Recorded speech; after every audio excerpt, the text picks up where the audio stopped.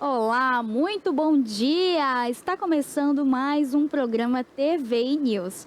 Quero deixar um abraço carinhoso a você nos assistindo através do canal 24.2 pela sua operadora TVC, a TV Cabo aqui para todo o extremo sul da Bahia. Quero deixar também um abraço carinhoso a você nos assistindo através do canal do YouTube. Se você ainda não faz parte dessa grande família, esse é o momento de você estar fazendo a sua inscrição. Clica lá no inscrever-se, faz a sua inscrição porque é de forma gratuita, rápida e segura.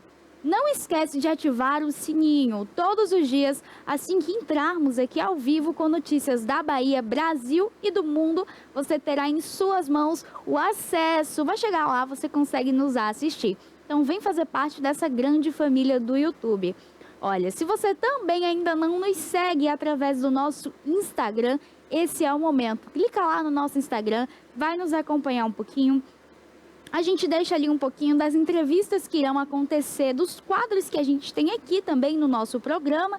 E por lá dá para você estar acompanhando em tempo hábil. Você entra lá, clica e assiste tudo. Dá para você olhar também as nossas postagens antigas com entrevistas, com participações mais do que especial. Vai aparecer aqui na sua telinha TV Play Oficial.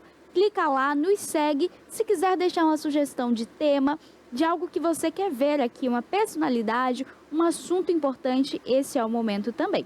Vale lembrar que durante todo o programa você consegue estar interagindo conosco através do chat do YouTube, tá certo? Então quero deixar esse abraço carinhoso a você aqui conosco. Mais uma semana está começando, que seja uma semana abençoada para todos nós. Quero te agradecer por estar deixando entrarmos na sua casa através de sua telinha, para falarmos um pouquinho aqui sobre o dia a dia, o cotidiano, informações relevantes para toda a Bahia e mundo. Hoje também é dia de Úrsula Matos, hoje é dia do quadro Elas por Elas e também é dia de PQP com Toné. Bom dia, Toné! Bom dia, Pérola, bom dia a todos. Bom dia! Olha, a gente tem o que hoje aí no PQP, Toné? O que você está trazendo para a gente? Temos muitos assuntos, mas o principal mesmo que eu vou abordar é o crescente número de acidentes de trânsito que a CETRAN está chamando a atenção e orientando os motociclistas irresponsáveis e imprudentes no trânsito de Itabuna. Olha, então a gente hoje vai estar falando aí com a Toné, vai ter esses assuntos que são relevantes aqui para a nossa Bahia, principalmente por ter esse número crescente com esses acidentes. Olha, a atriz e modelo Lisandra Silva, de 37 anos, deixou seus internautas, os seus seguidores, assustados, preocupados, em alerta com uma notícia que ela divulgou em suas redes sociais. A atriz e modelo noticiou para os seus seguidores de que supostamente teria tido ali uma intervenção na saúde, de que teria passado por um problema devido ao uso de Ozempic. Para quem não conhece, a Ozempic é uma certa seringa, um medicamento onde a pessoa utiliza ali para estar fazendo o uso durante o processo de emagrecimento. Essa caneta, esse medicamento, ele vai diminuir ali a taxa de glucagon, que vai ser o açúcar no sangue, e vai trazer uma espécie de saciedade para a pessoa. Então, nesse processo ali de emagrecimento, a atriz assustou seus seguidores após ter dado entrada no médico. Ela disse que a utilização do medicamento, que o uso, a decisão ela veio através de uma recomendação médica. No entanto, a experiência não teve um efeito positivo. Ela disse que aplicou ali o medicamento, que começou a utilizar e durante esse processo que vocês estão vendo aí, essa canetinha, ela faz ali o uso de uma forma subcutânea, ou você utiliza na barriga ou em alguma parte do seu corpo, e ela precisa ser ministrada pelo médico. Após ser ministrada ali pelo médico, ela fala que ela aplicou uma vez para experimentar, no entanto que ela acabou parando no hospital. Ela disse que o açúcar no sangue caiu tanto que ela precisou ligar para os pais dos filhos dela quando ela sentiu que estava desmaiando.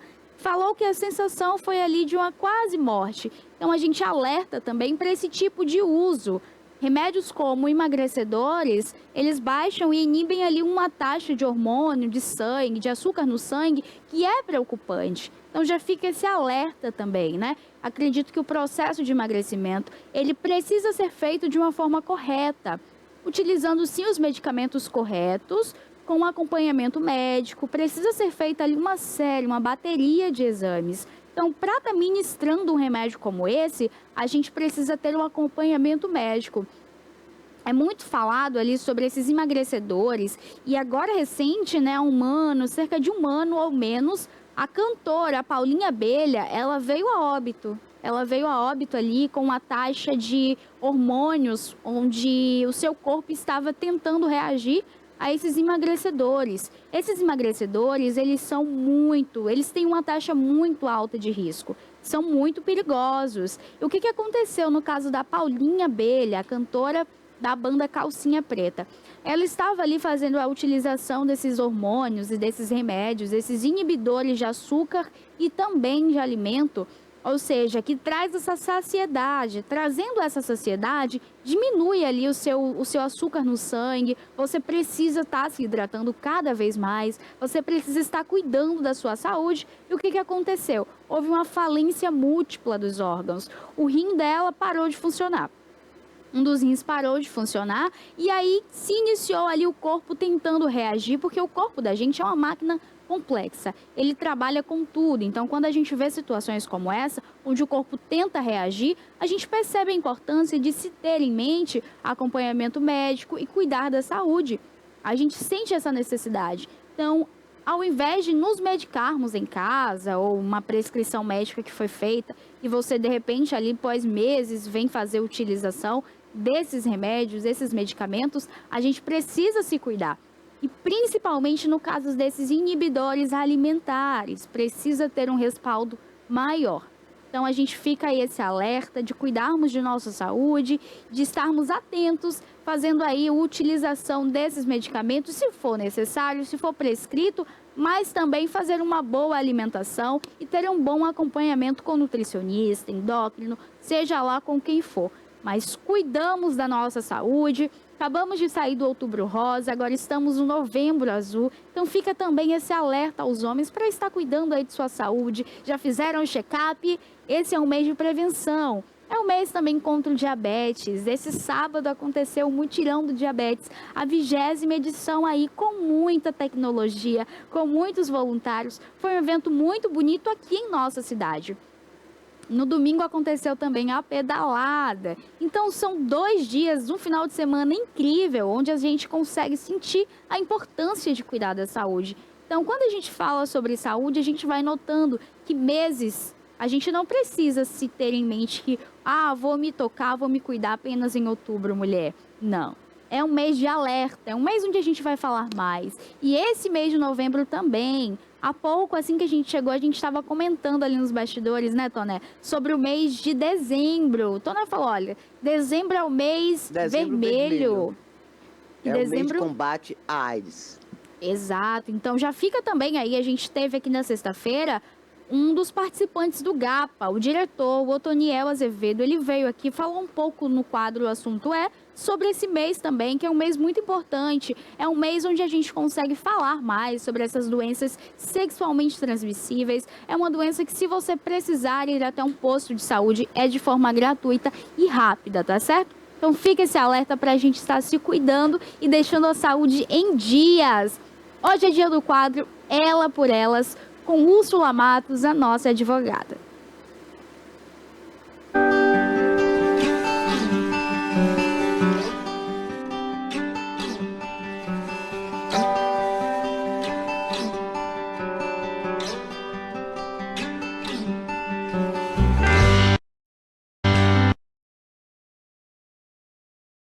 Bom dia, bom dia, bom dia! Bom dia, maravilhosa que me escuta, mulher empoderada, que já sabe que ciclo de violência a gente rompe como? rompendo o silêncio, ó. 180, 190, chama a polícia. Não deixa na tua vida esse homem aí narcisista, abusivo, relacionamento tóxico, não é pra você. Portanto, mulher, ó, meu bom dia especial pra você, que já tomou coragem de sair desse ciclo vicioso, hein? E pros homens que me assistem, eu só dou bom dia pra aqueles que respeitam, hein? Mas eu tenho certeza absoluta que aqui na TV só tem telespectador, ó, alto nível. Então, bom dia pra todos vocês. Hoje eu tô tendo a honra, segunda-feira, 11/11 de 2024, de receber quem? Quem? Essa chapa maravilhosa. OAB Forte, Advocacia Unida. Vanessa Arruda e Dr. Rui Nepomuceno. Que delícia! Sejam bem-vindos, Dr. Rui. Rui Nepo. Rui Nepo e a Vanessa, tão querida, tão iluminada. Sejam bem-vindos, queridos. É um prazer tê-los aqui. Nós estamos aí muito próximos das eleições da OAB. A votação acontecerá no dia 19/11, não é isso, doutor? E a gente está aqui para ouvir a terceira chapa, aliás, a quarta chapa, me perdoe. A quarta chapa, a quarta e última. Eu quero saber do doutor Rui.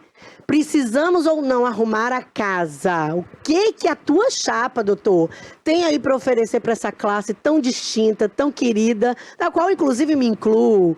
Conta para mim, por que o doutor Rui se candidatou? Inicialmente, bom dia, Úrsula Matos, que energia, que vibração no seu programa, que satisfação, que delícia estar aqui com você pessoalmente. Oh, obrigada. Bom dia, telespectadores, bom dia, ouvinte, bom dia, essa aguerrida, essa colega aqui, Linda. doutora Vanessa Arruda, que representa com tanta maestria a advocacia feminina. Então, eu fico muito feliz por estar aqui hoje nessa festa da democracia, Verdade. falando um pouco sobre essa atividade que eu sou um apaixonado. Eu digo que minhas veias correm advocacia. Eu sou pró-advogado, eu sou primeiro advogado, segundo advogado e terceiro advogado. Que maravilha. E quando a gente fala do que ama, Úrsula, basta abrir a boca e deixar fluir do coração as palavras. E quando eu falo advocacia, eu falo com essa paixão. Você deve perceber meus olhos, como meus olhos brilham, se enchem. Como eu vejo você apaixonada pelo seu programa, eu sou apaixonado pela advocacia. Ai, me arrepiei, E quando a gente faz o que gosta, a gente não trabalha. É ao lado de Vanessa Arruda e de tantos colegas maravilhosos.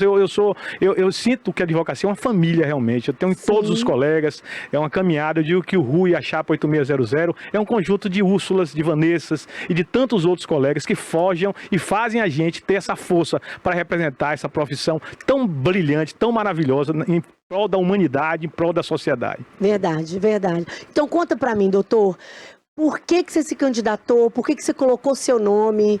Quais são as expectativas do Rui sendo eleito, sendo escolhido? O que o Rui tem para oferecer para essa classe tão maravilhosa, tão distinta? Eu digo sempre que eu sou um sonhador. E eu, Vanessa e tantos outros, fomos aqueles que carregavam o piano. Era o degrau para outros estarem alçando esses voos. E eu digo sempre, Úrsula, eu gosto muito de olhar para frente. Eu não olho para o retrovisor. A gente pega o que está bom e busca melhorar. Claro. Eu não estou aqui atrás de culpabilidade individual. Isso a gente deixa para o Ministério Público e outras instituições. Sim, sim. Eu estou aqui em busca de responsabilidade institucional. Então eu tenho um compromisso e zelo e vejo que a advocacia vem ficando tímida. A gente chega para falar com o magistrado, ele fala, diga aí, doutor, não vai para uma sala, não senta com a gente lá para bater um papo de uma forma condigna. A gente chega nas repartições, há uma disputa e o advogado não quer ganhar a discussão. Ele quer apenas que as prerrogativas sejam respeitadas. E eu digo sempre, Úrsula, que prerrogativas não são privilégios, são um conjunto de garantias e direitos para defendermos a cidadania, o cidadão. Então, elas são inegociáveis. E o que a gente busca é evitar fazer o desagravo, é evitar fazer representação, é que não ocorra os desagravos e as representações e todo o sistema de justiça entenda que o advogado é indispensável para a administração de justiça e para a concretização da justiça. Esse é o nosso papel, esse é o nosso sonho, essa é a vontade e assim, o nosso maior companheiro é o diálogo, mas tenha convicção que se o diálogo for vencido, iremos para o embate olhando no olho de quem quer que seja que tente violar a advocacia, porque mexeu com um, mexeu com todos. Boa! Ai, olha, e pra mim é confortante ouvir isso. Não tem muito tempo, falei aqui na última entrevista que eu fui vítima de uma situação extremamente constrangedora e eu não estava ali enquanto CPF, eu estava ali enquanto OAB, eu estava ali enquanto matriz.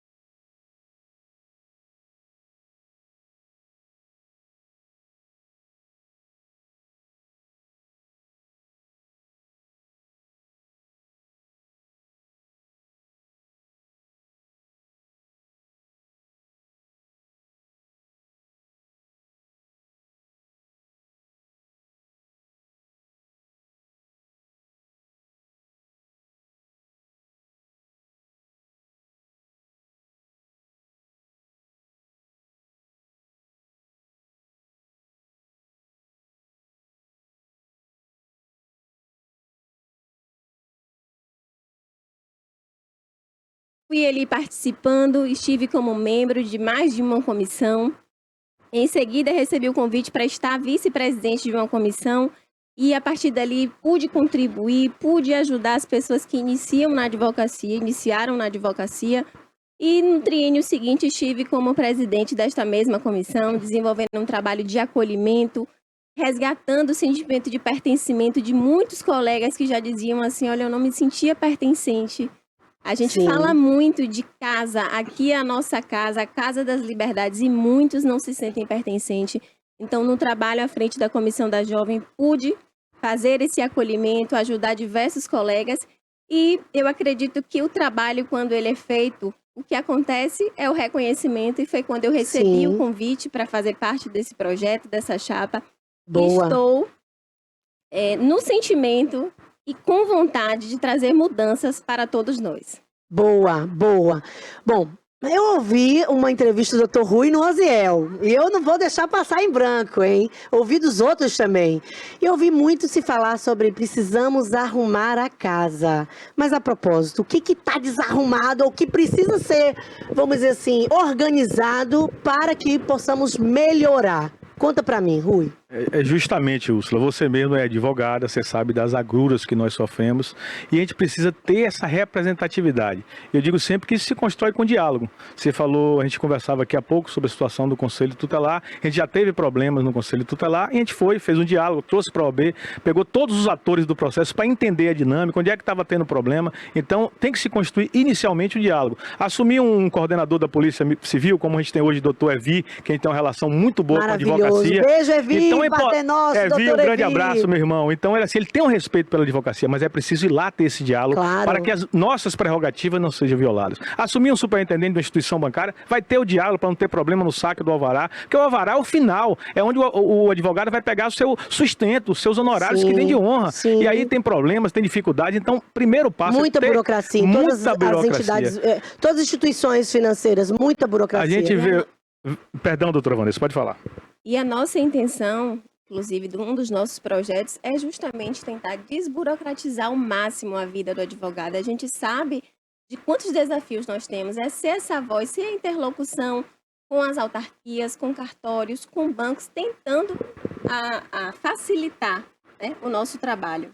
Excelente, doutora Vanessa. E assim, Úrsula, quando a gente conquista o espaço, a gente não pode voltar para trás. Senão fica parecendo espaço eleitoreiro. Um presidente conseguiu, o outro não consegue mais. Um exemplo disso. Boa. Justiça do Trabalho, só até 15 horas. Eles ficam trabalhando, mas não atendem mais o advogado. Meu Justiça Deus. Federal reduziu para 16 horas. Não, continuou trabalhando, mas não atende advogado. Sim. Tínhamos atendimento preferencial no INSS. Suspendeu. Meu Deus. Tínhamos acesso à Caixa Econômica 30 minutos antes para sacar o alvará. Então são espaços que quando você alcança, você não pode voltar. Não. Você só tem que ampliar. Verdade. E é importante a gente estar tímido. Quando você fala, eu não vejo a pessoa fala com timidez, eu sou advogado. Eu quero resgatar você chegar no lugar e falar, eu sou advogado Com ou orgulho, advogada. com orgulho. Com brilho, a gente está falando com Boa. timidez. Então as Boa. instituições têm que entender um papel e nosso, e aí vamos agradecer ao presidente à época que colocou na Constituição da República Federativa do Brasil, está incrustado lá no artigo 133. Somos indispensáveis à administração da justiça. Boa. É a única profissão que está incrustada lá. Então eu digo sempre que minha bandeira, meu partido é a Constituição da República Federativa do Brasil. E minha bandeira é o OAB. E a gente precisa resgatar esse respeito à advocacia.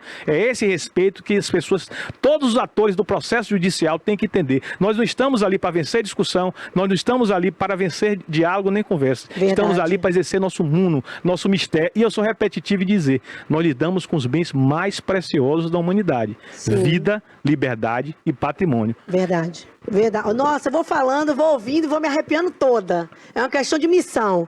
Mas você falou de uma coisa importante que eu quero abordar com vocês, sobre a questão de não abrir mão de direitos conquistados. A OAB conquistou uma sala dentro da DEAN, da Delegacia da Mulher. E muito se falou a respeito da conquista, né? Se distribuiu as ações na esfera federal. Doutora Andréa Peixoto, beijo, falo dela com o maior orgulho, todas as vezes, que o trabalho foi assim, dela e de toda a equipe, né? Porque ela sempre fala, não trabalhei sozinha, né? Com a doutora Maria Goretti, com a doutora Isabela, outras advogadas aí que protagonizaram um momento de muito destaque, essa é a verdade. E aí depois que conseguiram, inclusive na esfera judicial, a conquista da sala da OAB dentro da DEAN, deixa fechar. E aí, conta pra nós. Tem interesse, a chapa tem interesse de fazer com que essa sala volte? Quais são as ideias? Com toda certeza, temos sim interesse que essa sala retorne o seu funcionamento, né? Não é uma sala para advogado, para advogada. É Boa. uma sala para acolhimento. Só Isso. quem vivencia essa advocacia sabe o quanto as vítimas ficam fragilizadas. Sim. Então, é uma sala, de fato, para o acolhimento. Ela precisa retornar o seu funcionamento. Sim. E sobre o funcionamento, né? E aí vem o porquê fechou. Sabe-se que foi judicializado para que houvesse uma liminar que permitiu o funcionamento dessa sala. Sim. Contudo, o pedido foi que funcionasse naquele ponto físico, naquela estrutura. Então, com a mudança da estrutura da DEAN, perdeu-se o objeto. Sim. Mas é sim uma pauta nossa e precisamos desse espaço. Uma outra questão, assim... Me permita, eu quero também dar uma falazinha, porque é um assunto, me permita, com muita vênia. Eu estou aqui para ouvir vocês. Esse tema é um tema muito delicado. Eu participei e, assim, eu fico muito feliz quando eu vi você falar de Andréa Peixoto, Úrsula, que é um outro problema que a gente tem muito na advocacia. A advocacia...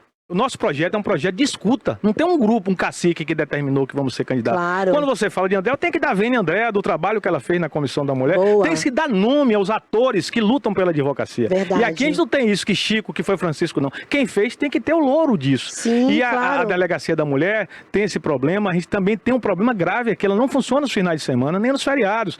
Por mais que você tenha... de plantão, hein? Que é uma lei federal. Já tem uma lei federal. Então, exatamente. Precisamos atuar. Não tem que ser só falácia, nem eleitoreiro, não. Precisamos atuar efetivamente para se reabrir, e não só na DEAN. O advogado tem que ter uma sala condigna na delegacia como um todo, de chegar, esperar seu cliente nas madrugadas, com a estrutura para atender, e em especial na Delegacia da Mulher. Então, a luta nossa é retornar essa sala, uma vara de violência doméstica, é preciso uma vara específica para tratar, é um assunto espinhoso, é um assunto delicado, a doutora Vanessa colocou com propriedade, só tem noção quem sofre. Verdade. Melhor do que nós para nos representarmos. Só sabe a dor, e você atua nessa área, você sabe a dificuldade, e tantos que não têm voz, e tantos que estão silenciados, que não têm eco para dar seu grito de dor. Então precisa sim de um acolhimento. A sala da DEAN é uma vitória da advocacia, ela tem que ser retornada assim. Precisamos que a DEAN atue aos finais de semana, que a gente sabe onde ocorrem as maiores violências, nos finais de semana e feriados. E essa luta tem que ser uma luta não é da advocacia, não, de toda a sociedade. Claro. Então é um projeto sim, é uma luta, e em especial também a abertura da vara de violência doméstica para ter um atendimento especializado para essas agruras que ocorrem todos os dias com as nossas mulheres, com as nossas advogadas, as nossas mães e as nossas filhas. Falou a minha língua, hein? Falou minha língua. Ah, meu Deus, misericórdia. Já me arrepiei.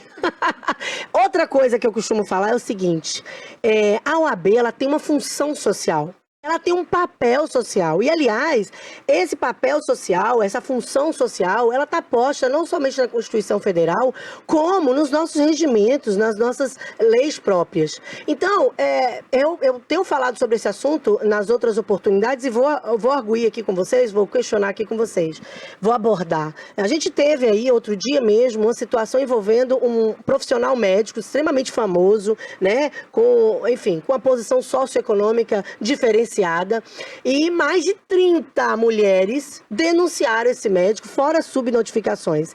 E o fato, doutores, é que eu fiquei aguardando a OAB emitir uma nota. Uma nota, só uma notinha.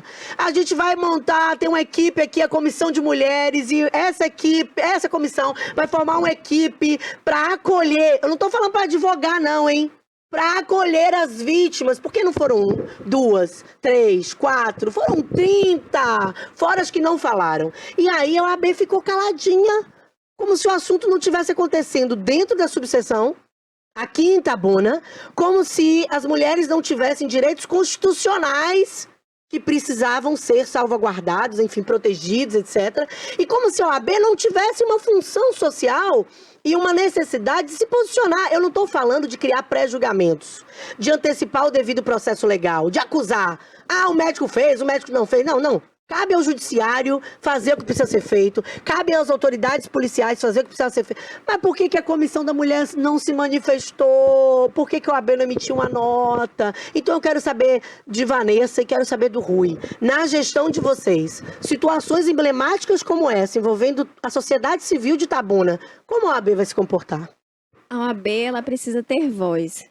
Como você bem colocou, Úrsula, nós somos os defensores da Constituição Federal, dos direitos humanos, do Estado Democrático de Direito. Então, precisamos sim nos posicionar de forma técnica, né?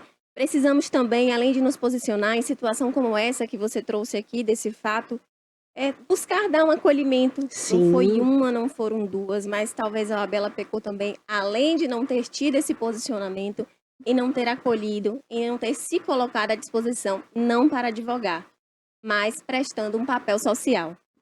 Boa. Eu fico muito feliz quando você, antes da sua fala, você falou, porque o advogado ele tem que primar pela ampla defesa, contraditório, devido processo legal, não culpabilidade, presunção de inocência, mas quando você falou a palavra acolhimento, é o que a gente fala muito, de acolhimento, de pertencimento, e eu tenho percebido, Úrsula, que as OABs todas, de um modo geral, estão com mordaças, estão com grilhões, porque tem, assim, sendo aparelhadas, pessoas envolvidas. Quando eu falo que não tem que ter política dentro da instituição, é a política partidária, tem que existir uma política institucional, porque quem assume determinados cargos, em especial na OAB, não pode ter mordaças, não pode ter grilhões, porque a manifestação não é a favorável, não é para condenar, mas é uma manifestação técnica. E uma das instituições que mais a sociedade respeita é a OAB e aguarda essa manifestação técnica sobre os mais diversos assuntos. Você tocou em um e ela fica omissa, ela fica desidratada, ela fica anêmica, e talvez por isso, sim, a gente venha perdendo espaço e se encrudecendo, em vez de estar ampliando e sendo...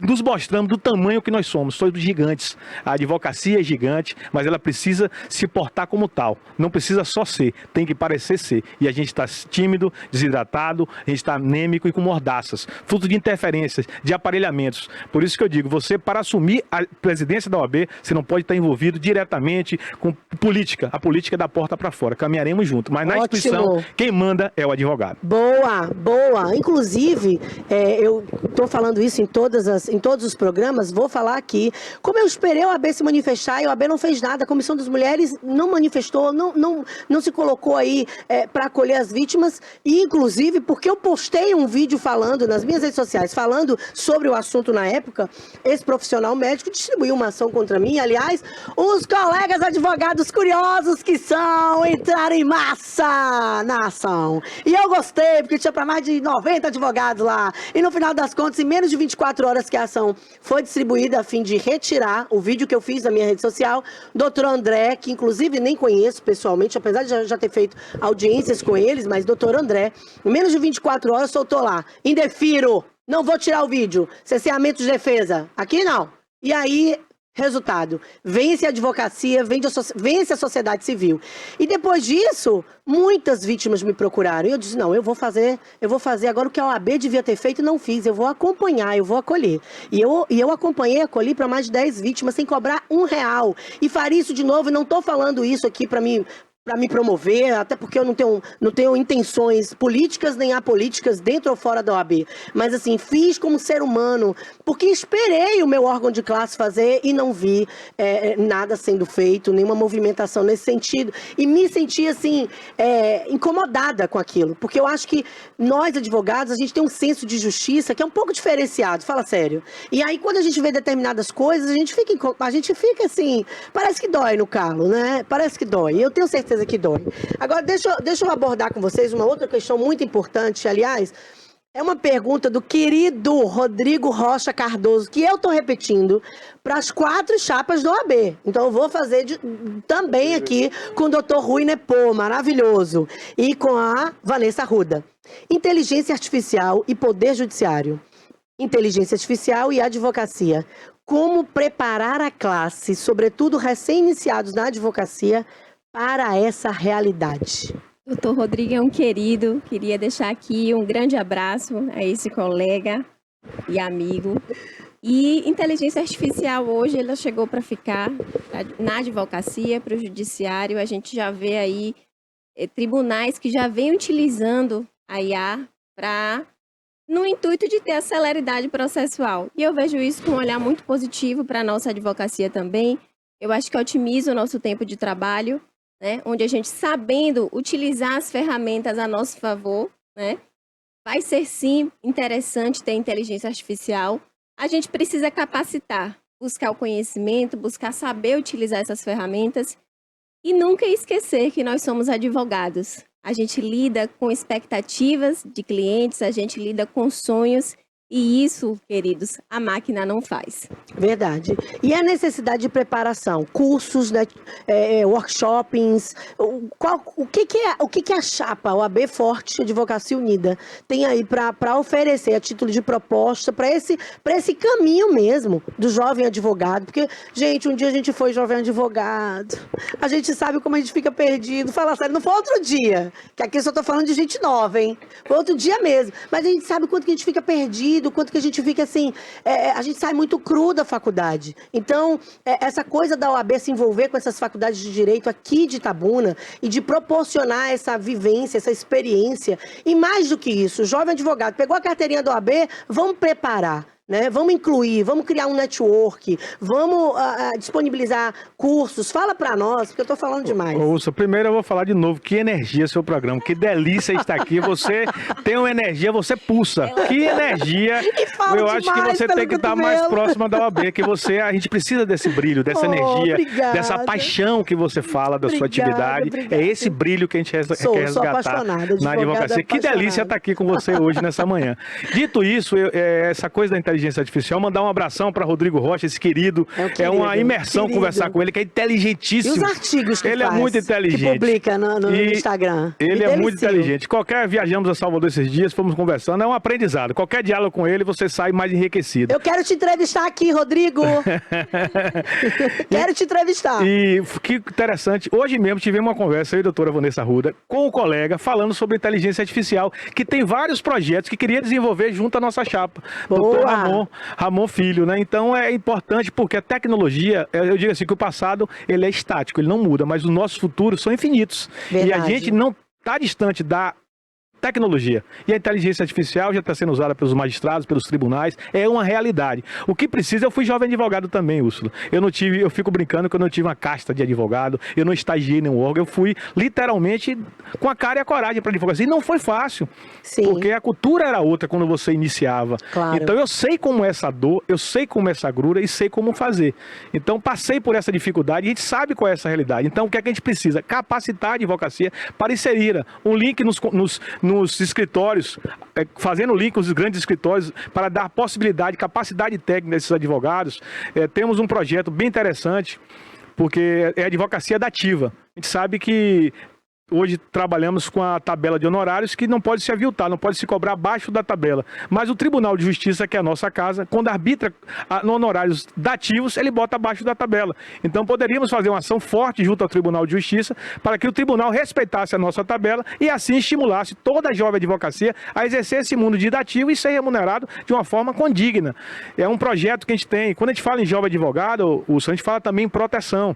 Hoje, os advogados iniciam pela defesa do consumidor e quando vão fazer as audiências, hoje a gente encontra muita gente, depois desse mundo virtual, fazendo audiência de Brasília, de São Paulo, do Rio de Janeiro, e não há uma proteção. Qual a nossa sugestão? Qual o nosso projeto? A partir da quinta ação do advogado de outra seccional, ele recebeu uma notificação para tirar a carteira suplementar ou a inscrição na OAB local. Isso é uma forma de proteger o nosso advogado que exerce esse mundo de pautista, que faz essas audiências virtuais. Então é um olhar da jovem advocacia, não de forma eleitoreira, o jovem advogado, mas mostrando como fazer para absorver, capacitar e inserir esse jovem no mercado de trabalho. Boa. Gente, é a prática. É o exercício prático, né? É incluir o jovem e o sênior. É tentar capacitar, igualar, inserir, respeitar. A gente precisa de respeito e exigir respeito, né? Não só como cidadãos comuns, mas como advogados que somos. Porque somos indispensáveis à justiça. Meu pai tinha um orgulho de dizer, eu tenho uma filha advogada que é indispensável à justiça. E que representa muito bem Eu a achava nossa lindo ele classe. falar aquilo. Muito obrigada. Agora, veja só. Quero ouvir de vocês, porque a produção já chegou aqui dizendo que a gente tem 5 minutos. Ai, produção, eu morro com o Rafa. Rafa, pelo amor de Deus, tá rendendo, tá fluindo, eu queria ficar aqui um tempão. Mas o Rafa disse que a gente tem 5 minutos. Então, eu gostaria que o doutor Rui Nepomuceno se dirigisse agora a esses advogados, queridos colegas, que estão indecisos e que precisam definir agora, dizer, por que o Rui, por que votar no Rui, na Vanessa, nessa chapa OAB Forte Advogados Unidos? E quero ouvir também a Vanessa falando logo depois. E, por favor, digam o número. Aliás, deixa eu perguntar antes disso. Vocês estão apoiando quem lá em Salvador? Na seccional Na Dani Hermes, 86. Temos um link com ele, temos uma relação desde que eu iniciei a advocacia com a seccional e vamos acompanhar esse projeto. E a Vanessa, a mesma coisa? Também. Porque eu sei que existe uma liberdade dentro das chapas, né? A de doutor Ari veio aqui, doutor Ari declarou voto para Dani e o Matheus disse não, a gente está com a Ana Patrícia. Então, que bom que existe essa democracia, inclusive interna nas chapas, né? E assim, de antemão, dizer o seguinte, que independente de quem vença, gente, que todo mundo seja aproveitado com as suas qualidades e potências, sabe? Doutor André pode não estar apoiando aí nos bastidores, mas que sirva de influência ou de inspiração para quem for compor a comissão de mulheres, ou seja como for. E assim sucessivamente. Falo de mulheres porque eu estou dentro do quadro Ela por Elas. Então eu tenho que chamar aqui para nós. Mas deixa eu dar essa oportunidade para o doutor Rui e para a doutora Vanessa para a gente encerrar com chave de ouro esse programa de hoje. Conclama toda a advocacia Grapiúna e região para dizer que estaremos, como sempre estivemos, à disposição da advocacia. Nossa prioridade é o advogado, é servir a advocacia. Por isso, no dia 19/11, é 8600 para a transformação. Rui Nepó e Vanessa Arruda. Vamos juntos construir o futuro que queremos para a advocacia Grapiúna e região. Boa! Eita, firmeza, hein? Senti firmeza. Vai lá, doutora. Gostaria também de registrar aqui o nosso compromisso com toda a advocacia Grapiúna e região e dizer que estamos preparados, dizer que estamos dispostos a estarmos fortalecidos, a sermos combativos e termos uma advocacia cada vez mais valorizada. Por isso, no dia 19/11, vote 8600. 8600! Tamo junto! Qual o nome da chapa? Quero que vocês falem aí, os dois. OAB Forte, Advocacia Unida. OAB Forte, Advocacia Unida, hein? 8600.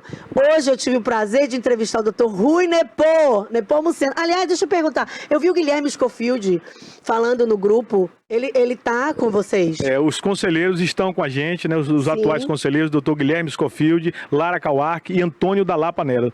São 3 gigantes que acompanham, acreditam no projeto e estão confiando esse voto, depositando esse voto na transformação. Um beijo pra Lara, querida, estudei, antes de transferir pra PUC, estudei na FTC, a Lara foi minha colega em algumas matérias. Beijo, Lara Kauark, tem muito a contribuir. Dentro ou fora da Comissão da Mulher, seja como for, né? E um abraço aí fraterno pro doutor Guilherme Scofield.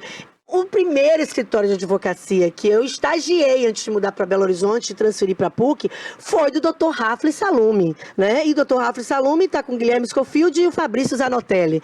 Os outros dois eram mais fechados, assim. O Dr. Rafli era aquele que tinha o maior contato comigo e as outras estagiárias. Então, eu tenho uma gratidão eterna com o Dr. Rafli, com a esposa, com os familiares. Beijo, Dr. Rafli! Tô com saudade aí, vamos encontrar aí para colocar em dias aí esses papos desatualizados. Então é isso. A gente fica por aqui hoje. Eu espero e tenho certeza que foi bastante elucidativo, que foi maravilhoso para você, sendo ou não advogado, assistir, né? Para entender o porquê que a OAB existe, essa entidade de classe aí diferenciada. É só para discutir troca de terninho? Não, claro que não. A gente tem uma função social, a gente tem um papel social e estamos aqui dispostos a exercê-lo, né? Exercê-lo. E exercê-lo brilhantemente, porque vocês, Ave Maria, como diz meu irmão, Ave Maria dos crentes, maravilhosos. Amei entrevistá-los, amei conhecê-los e sorte, né? Tenho que desejar isso para todos que vêm aqui, obviamente, porque antes de sermos concorrentes enquanto chapas, né? No sentido de, não ocupo nenhuma chapa, mas eu digo assim, vocês entre si, somos antes disso colegas, né? E, obviamente, a gente precisa se respeitar e se fortalecer. A ideia e o objetivo de todas as chapas é um só, trazer o fortalecimento, a representatividade, o protagonismo para essa entidade de classe tão linda, da qual eu faço parte, de uma forma assim muito orgulhosa, tá bom? Um beijo para você, querido, querida, e até a próxima semana.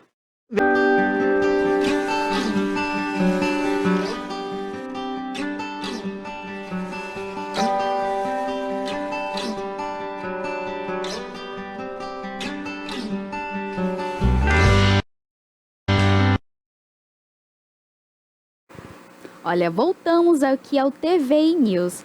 A gente vai ter aqui uma entrevista muito especial com o doutor Alagoas. Ele que é advogado, mestre em ciências públicas, ele que trabalha também com direito processual, político e vai estar aqui tratando sobre assuntos relevantes para o nosso ano. Muito bom dia, doutor. Bom dia Barbosa que está aqui, né, Toné, né? Pois é, né, tem algumas novidades aí, principalmente em relação a essa questão aí que nós estamos vendo ainda da eleição de Vitória da Conquista. Parece que não termina nunca, né? E vamos bater um papo aqui com vocês. Isso, ainda nesse viés aí de eleição, na última semana, o republicano, o candidato Donald Trump, ele foi reeleito ali e voltou agora à Casa Branca após 4 anos. Então, assim, ele retorna ali e a gente percebe que foi uma votação expressiva. Quais são os impactos que a gente percebe aqui quanto ao Brasil com essas eleições? Olha bem, foi uma vitória maiúscula, não tem como você negar isso daí. Foi bem diferente daquilo que aconteceu quando ele perdeu a eleição, onde havia uma clara divisão, né, nos Estados Unidos com relação a isso aí. Esse governo Biden parece que de forma pálida, que a gente comentava até aqui nos bastidores, foi contribuiu, mesmo com a Kamala com vontade, indo para cima e tudo, né, o americano, principalmente o americano médio, que é quem volta, né, que dessa vez não foi só os grandes glutões, que diziam que o Trump só tinha voto na América distante, né, na grande América e tal, que nos grandes centros ele não teria voto. E ele mostrou justamente o contrário, que tem voto, né, ganhou nos grandes estados, ganhou, por exemplo, na Califórnia, por exemplo, que é um lugar que tradicionalmente sempre dava aos democratas, mostrando justamente que diferente, né, do que aconteceu na eleição passada, lhe credencia a agir. Vamos ver, em relação, por exemplo, à América Latina, o primeiro governo Trump não teve grande atuação, você não viu grandes coisas aqui em relação a Brasil e a América Latina como um todo, né? O que aconteceu também no governo Biden, eles estão muito mais preocupados com o avanço da China, né, com a Europa e com a Rússia, por conta justamente daquelas confusões envolvendo guerra. E eu não sei se o Trump, apesar de você ver que o Milley mesmo aqui já chamou logo ele, já viu, o nosso Bolsonaro aqui também, né, o filho acompanhou junto com a turma de Trump lá a apuração dos votos. Não sei se ele vai mudar muito essa questão aqui, não sei se há grandes interesses dos Estados Unidos nessa questão aqui da América Latina, por conta principalmente da guerra que hoje nós estamos vendo lá no Oriente Médio, que afeta muito a questão do combustível, petróleo e tudo, a própria ascensão da China, que tem se mostrado justamente um parceiro, um rival grande, e eu acredito que as atenções vão estar voltadas lá, e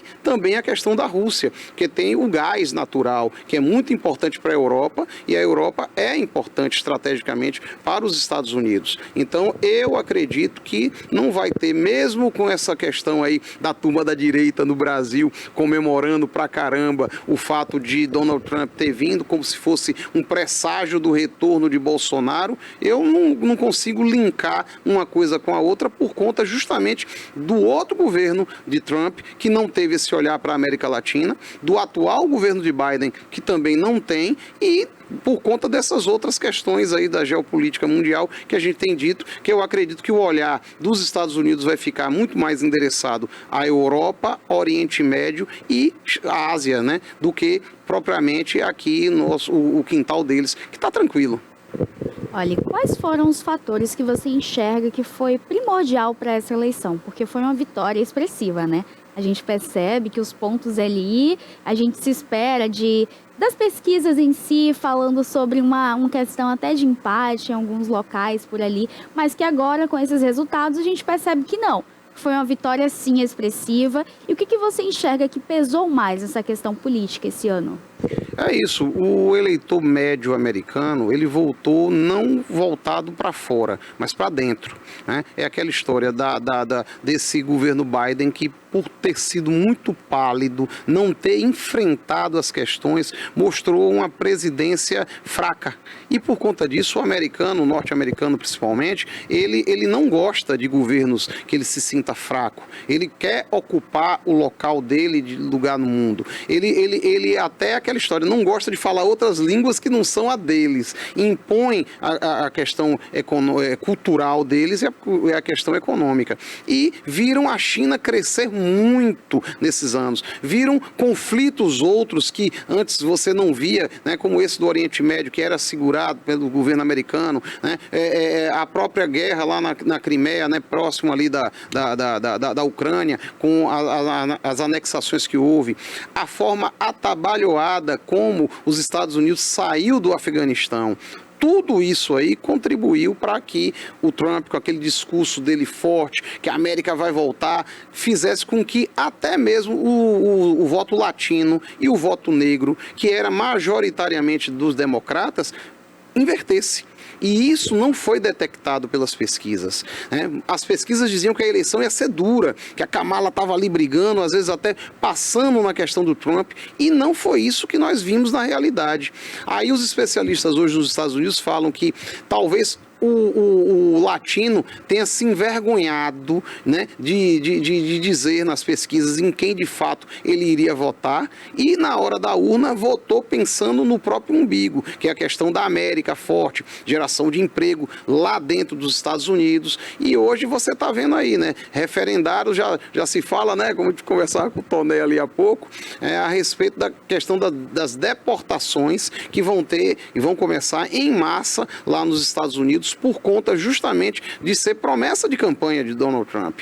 Eu acho que o eleitor se votou e agora está se assustando com relação a esse tipo de medida aí, não tem que se assustar. Trump falou o tempo todo que iria fazer e vai fazer. Então, se a pessoa hoje diz, oh meu Deus, eu não sabia que ia ser assim. Como não? Se ele sempre falou o tempo todo que iria tomar essas medidas, que ele vai intervir sim nessa guerra que está acontecendo lá no Oriente Médio e provavelmente vai ser do lado de Israel, ele vai intensificar essa questão da própria guerra da Ucrânia e provavelmente será do lado dos ucranianos, na questão da intensificação da guerra comercial com a China. Então, isso aí não é nenhuma novidade, né? E as pessoas ficam agora dizendo, ah, meu Deus, e a questão do clima, como vai ser, como deixar de ser? Ele sempre foi uma pessoa que não é tão assim, dessas pautas ditas mais progressistas. Então, não é novidade nenhuma se ele virar. O que eu falo em relação à questão do Brasil, que às vezes a pessoa diz, vai mudar, a direita vai recrudescer. Não tem nada uma coisa a ver com a outra. Por quê? Porque se a gente tiver como exemplo o primeiro governo dele,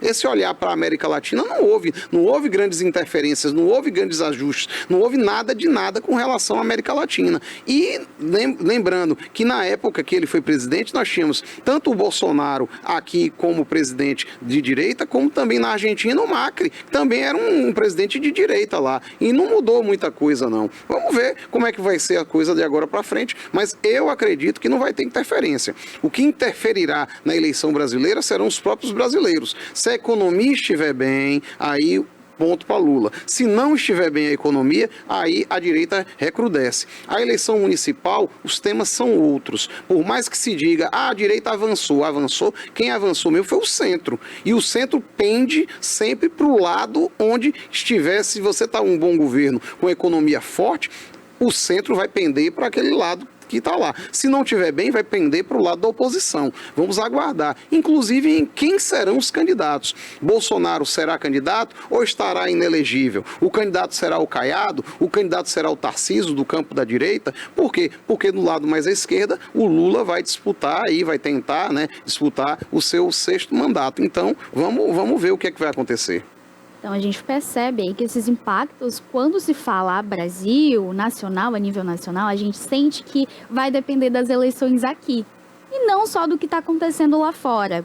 E outra questão também a respeito dessa fala de Trump, já que ele já havia declarado sobre a deportação em massa, a gente teve aí alguns debates e alguns memes na rede social falando sobre governador Valadares, que voltaria a ser habitado, né? A gente vê aí que existem muitos brasileiros que são moradores de lá dos Estados Unidos e que se tornaram agora aí tem essa aflição, né, do voltar para cá.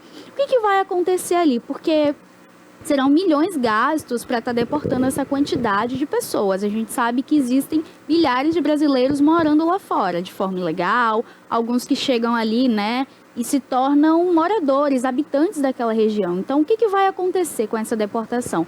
Porque a gente espera, né, que aconteça, já era algo falado e que não vai voltar atrás. Então, para esses brasileiros, o que vai acontecer nesse processo? Vão tomar um choque de realidade. Vão ter que voltar, porque da forma como está se falando aí, né, como o Barbosa mesmo colocou, ele vai colocar o czar, né, o César, né, da deportação, que vai estar à frente dessa parte aí, né, do que eles chamam lá o Homeland, né, que é a secretaria, né, voltada a assuntos domésticos lá dos Estados Unidos. E vai recrudescer isso aí. O muro vai ter vigilância dobrada com relação àquilo ali e vai gastar. Por quê? Porque é uma promessa de campanha e um dos pilares daquilo que Trump colocou.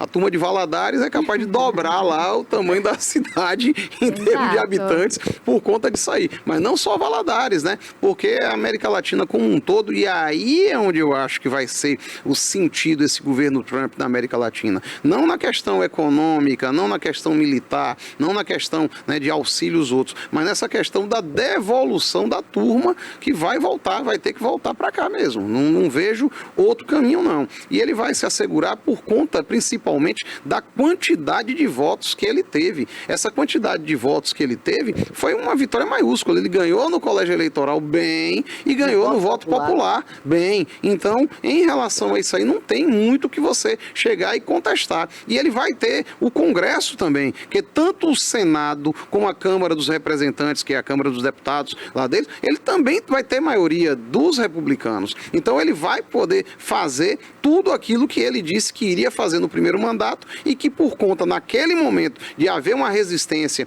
dos democratas, ele não conseguiu fazer. Hoje eu vejo o Partido Democrata de joelhos, né, pronto ali para poder ver o que é que vai desses cacos que vai acontecer do partido aí, ver se ressurge ou não. E um detalhe interessante, Trump, né, ganhou para 2 mulheres. Ganhou primeiro para Hillary Clinton, né? E agora ganha para a Kamala Harris. Então, mostrando justamente que até nisso aí já é uma coisa diferente, né? Ele entra para a história, não apenas por esse fato, mas por ter sido o segundo, olha, só o segundo presidente que conseguiu um mandato não intercalado lá nos Estados Unidos. Antes dele, só o Cleveland, né?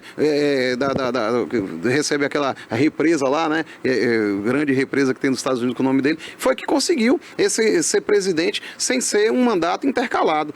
E, detalhe, ele poderá ser candidato a um outro mandato. Porque, ponto justamente de não ser contínuo, aí a Constituição americana permite mais uma reeleição para ele. Se ele fizer isso aí, ele aí entra definitivamente para a história. Porque tirando ele, eu acho que só os Roosevelt. Não me lembro se o Teddy Roosevelt teve essa questão do terceiro mandato. Eu me lembro que ele competiu como independente uma certa vez. E o Franklin Delano Roosevelt, que teve, né, 4 mandatos como presidente dos Estados Unidos.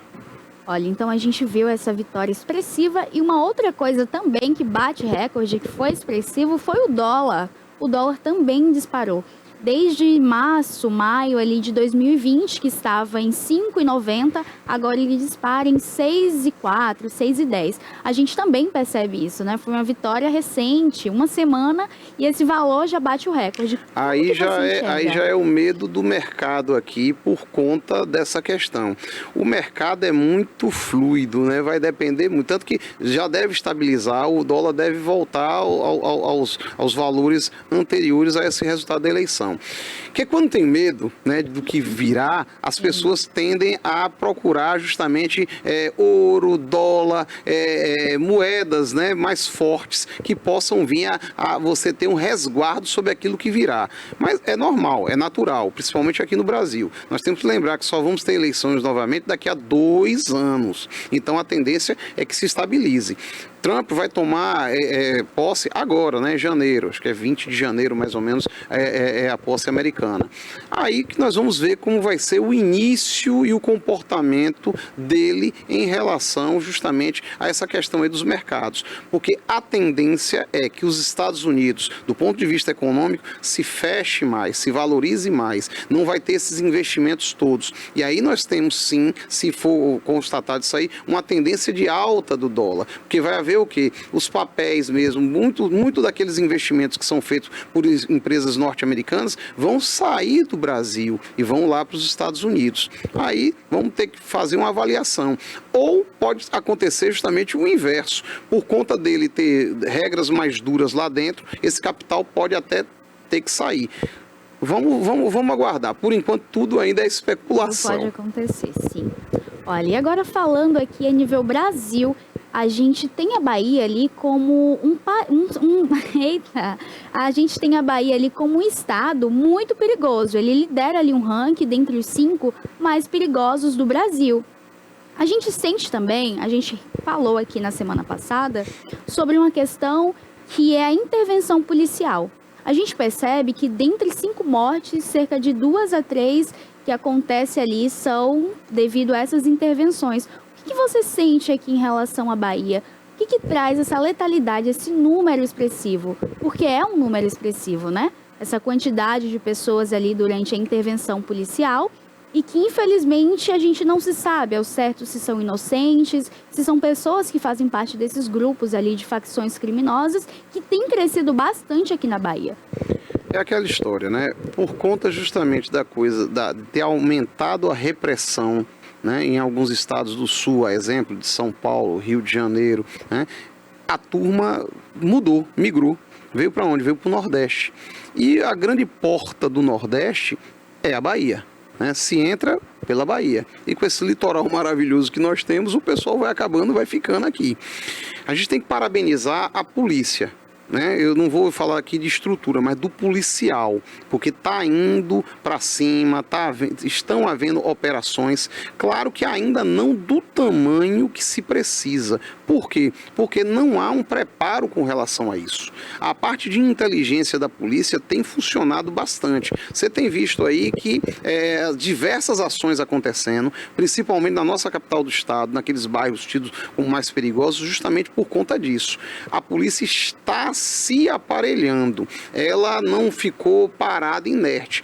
Claro que tudo é diferente, porque você não tinha essa questão das facções agindo da forma como elas agem hoje. Eu acho que o governo precisa ser mais célere com relação a isso. Se fala agora de concurso para admissão de novos policiais, acredito que seja necessário mudar essa questão aí tanto do armamento como da qualidade técnica, para que essa polícia possa agir, não apenas, né, o policiamento ostensivo, de ir para cima, de fazer as blitz que tem que ter, mas também se investir em inteligência. É através de inteligência que você tem como fazer essas ações aí para poder, porque o crime, olha o nome, organizado, olha o nome que fala, organizado, e está se mostrando organizado. O PCC, que agora já tem PCC 1 e 2, o Comando Vermelho, essas famigeradas, né, organizações criminosas que estão aí no Brasil inteiro, têm a origem em São Paulo e Rio de Janeiro, e estão, por conta da repressão que está acontecendo nesses 2 estados aí, está migrando, né? Você viu, Minas também tem altos índices, mas a polícia se preparou, até por conta da proximidade que tem daqueles 2 estados ali, já estava mais preparada. A gente achava que talvez não chegasse aqui, mas está chegando, e somos a porta de entrada, né? Pernambuco também aumentou os índices de criminalidade, o Ceará também teve aumento de índice de criminalidade, e agora como um todo. Eu acho que nós temos que pensar agora num plano nacional com relação a essa questão aí das facções criminosas, porque se você deixar a coisa apenas pelo controle individual de cada estado, sem o uso da inteligência, o crime que é organizado vai se organizar e será mais forte ainda e difícil de combater. Olha, agora vai ter a unificação das polícias, né? Polícia militar, civil, rodoviária. E a gente percebe aí com essa unificação que a gente vai se ter mais uma segurança. É o que cidadão de bem acredita se ter. A gente percebe também que agora há pouco existiu aí um processo de investigação onde aqui na Bahia a gente conseguiu estar fazendo um levantamento. A polícia fez uma espécie de varredura aí nas penitenciárias, onde estava acontecendo alguns tipos de crimes organizados que mandava aqui para fora, né? A gente ainda tem muito isso. A pessoa está presa, essa questão também da segurança dentro das penitenciárias, onde daqui a pouco não se tem mais revista nenhuma, vai acontecer também, né? Não, eu acho difícil que isso aí passe. No Congresso Nacional rola um bocado de tipo de coisa, inclusive... Sistema Único de Segurança. Mas aquela história, Toné, por exemplo, essa questão da unificação das polícias é um tema importante, um tema que tem que ser debatido com toda a sociedade, porque não vai adiantar você unificar e continuar com o mesmo comando da forma como está hoje agindo, né? Porque você tem...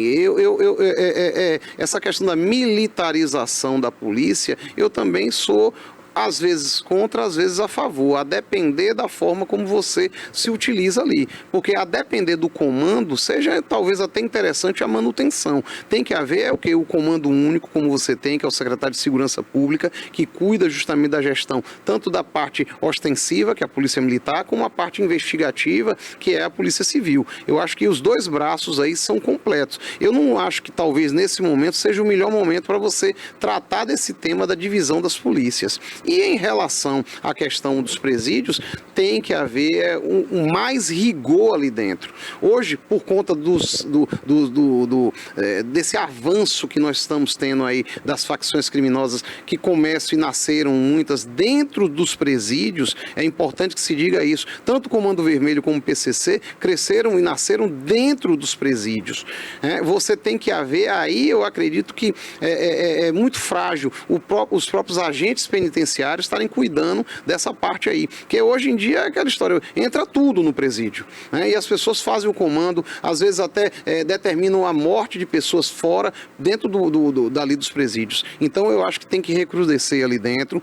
Você teria aí sim que militarizar dentro dos presídios. Hoje um agente penitenciário tem filho, tem família, tem mãe, tem né, esposa, e aí ele fica até com medo de ter uma atuação maior, porque sabe que aqui fora, né, ele não vai ter a proteção do Estado necessário, que vão saber onde ele mora, onde ele reside, onde os filhos estudam, então é difícil você ter um acompanhamento mais rigoroso. É nisso que eu acredito que a gente tem que pensar em relação a isso. E a própria questão da descriminalização do uso das drogas, né? Porque você fazer, não é liberar, é ver essa forma, porque o dinheiro do tráfico também alimenta isso, alimenta o sequestro, que graças a Deus houve uma diminuição, mas ainda acontece. Essa questão do sequestro rápido, né, da saidinha bancária sequestro e tal, sequestro relâmpago, que ainda tem. Você não tem mais aqueles casos que a gente via de sequestro como era antigamente, mas daqui a pouco vão começar a ter também.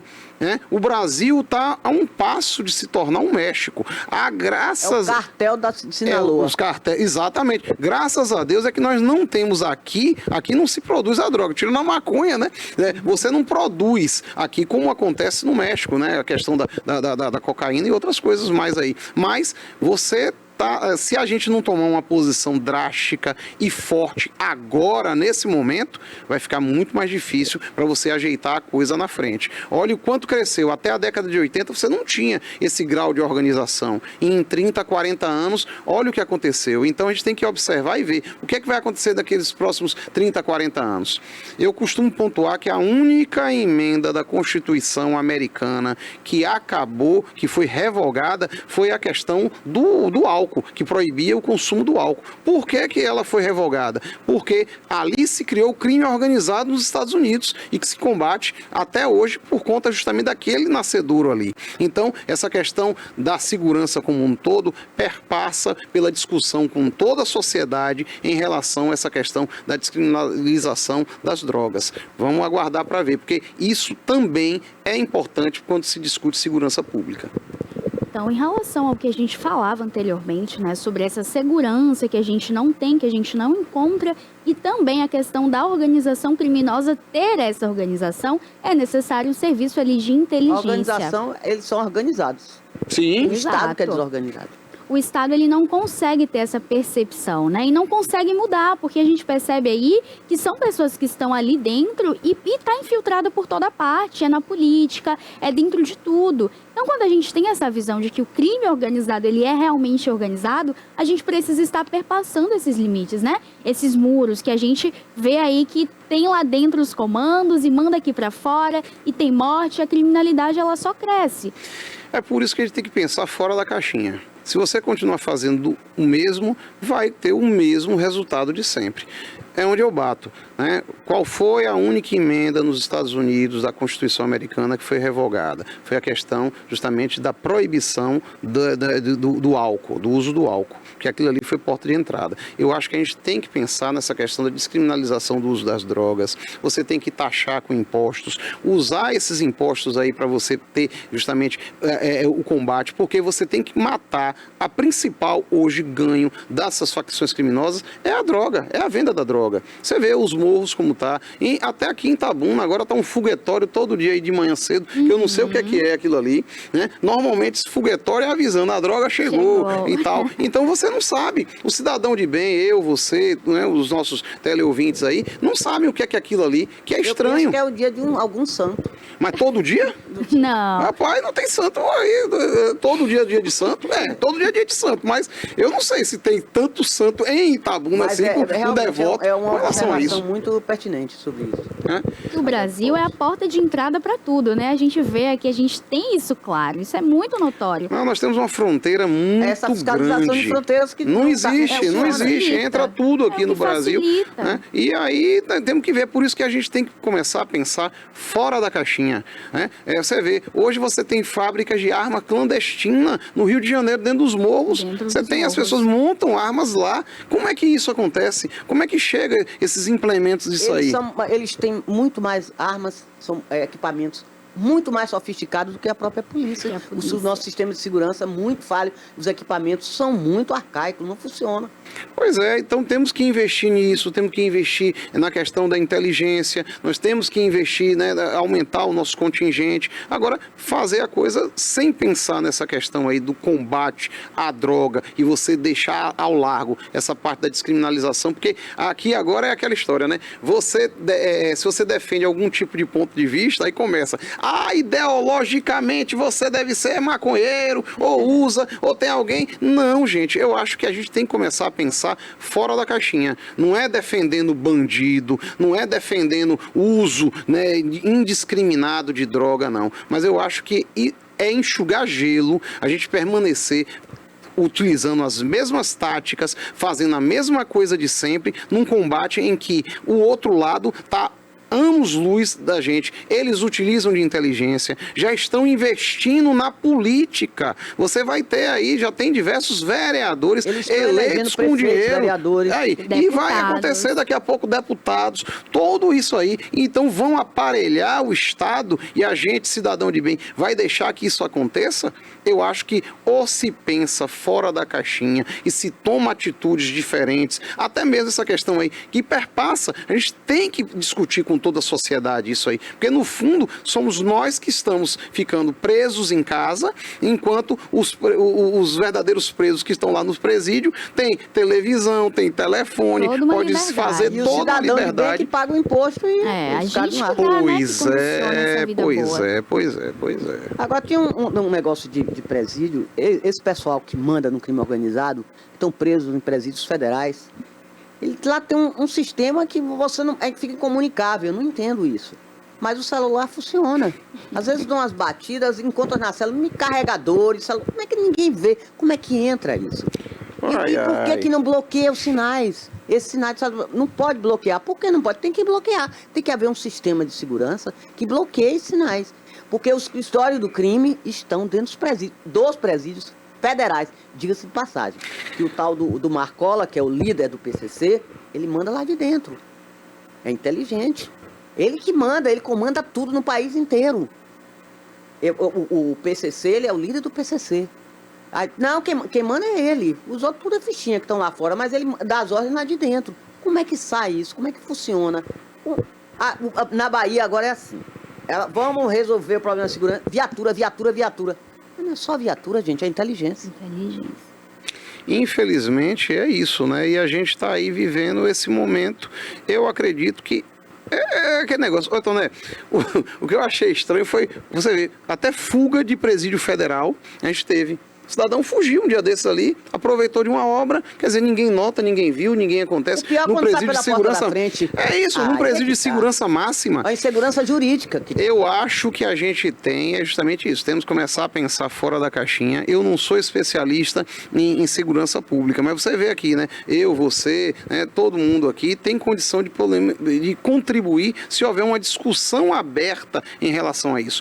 Temos os problemas nos presídios? Temos problemas nos presídios. E aí, como é que se vai resolver esse problema nos presídios? É se construindo presídios mais? Não, não é se construindo presídios. É fazendo com que quem fique lá dentro, cumpra a sua pena, seja ressocializado. E aqui não é aquela história de, não, direitos civil, direito é bom, direito para o bandido e cá para a sociedade, não. Não, gente, vocês têm que lembrar que um dia a pessoa que está ali, porque nós não temos pena de prisão perpétua, nem temos pena de morte no Brasil. Então, um dia aquele indivíduo que está preso vai sair. E quando ele sair, como é que ele vai agir com a sociedade? Vai ser um perigo maior para a gente também, aquela história ali, porque ele sair, se não for ressocializado, vai voltar a delinquir, porque vai voltar, ele já está institucionalizado, vai querer permanecer no presídio, porque para ele é a única vida que ele conhece. Então a gente tem que pensar também em relação a isso aí, fazer esses investimentos, bloquear celular, eu acho que não é tão difícil assim.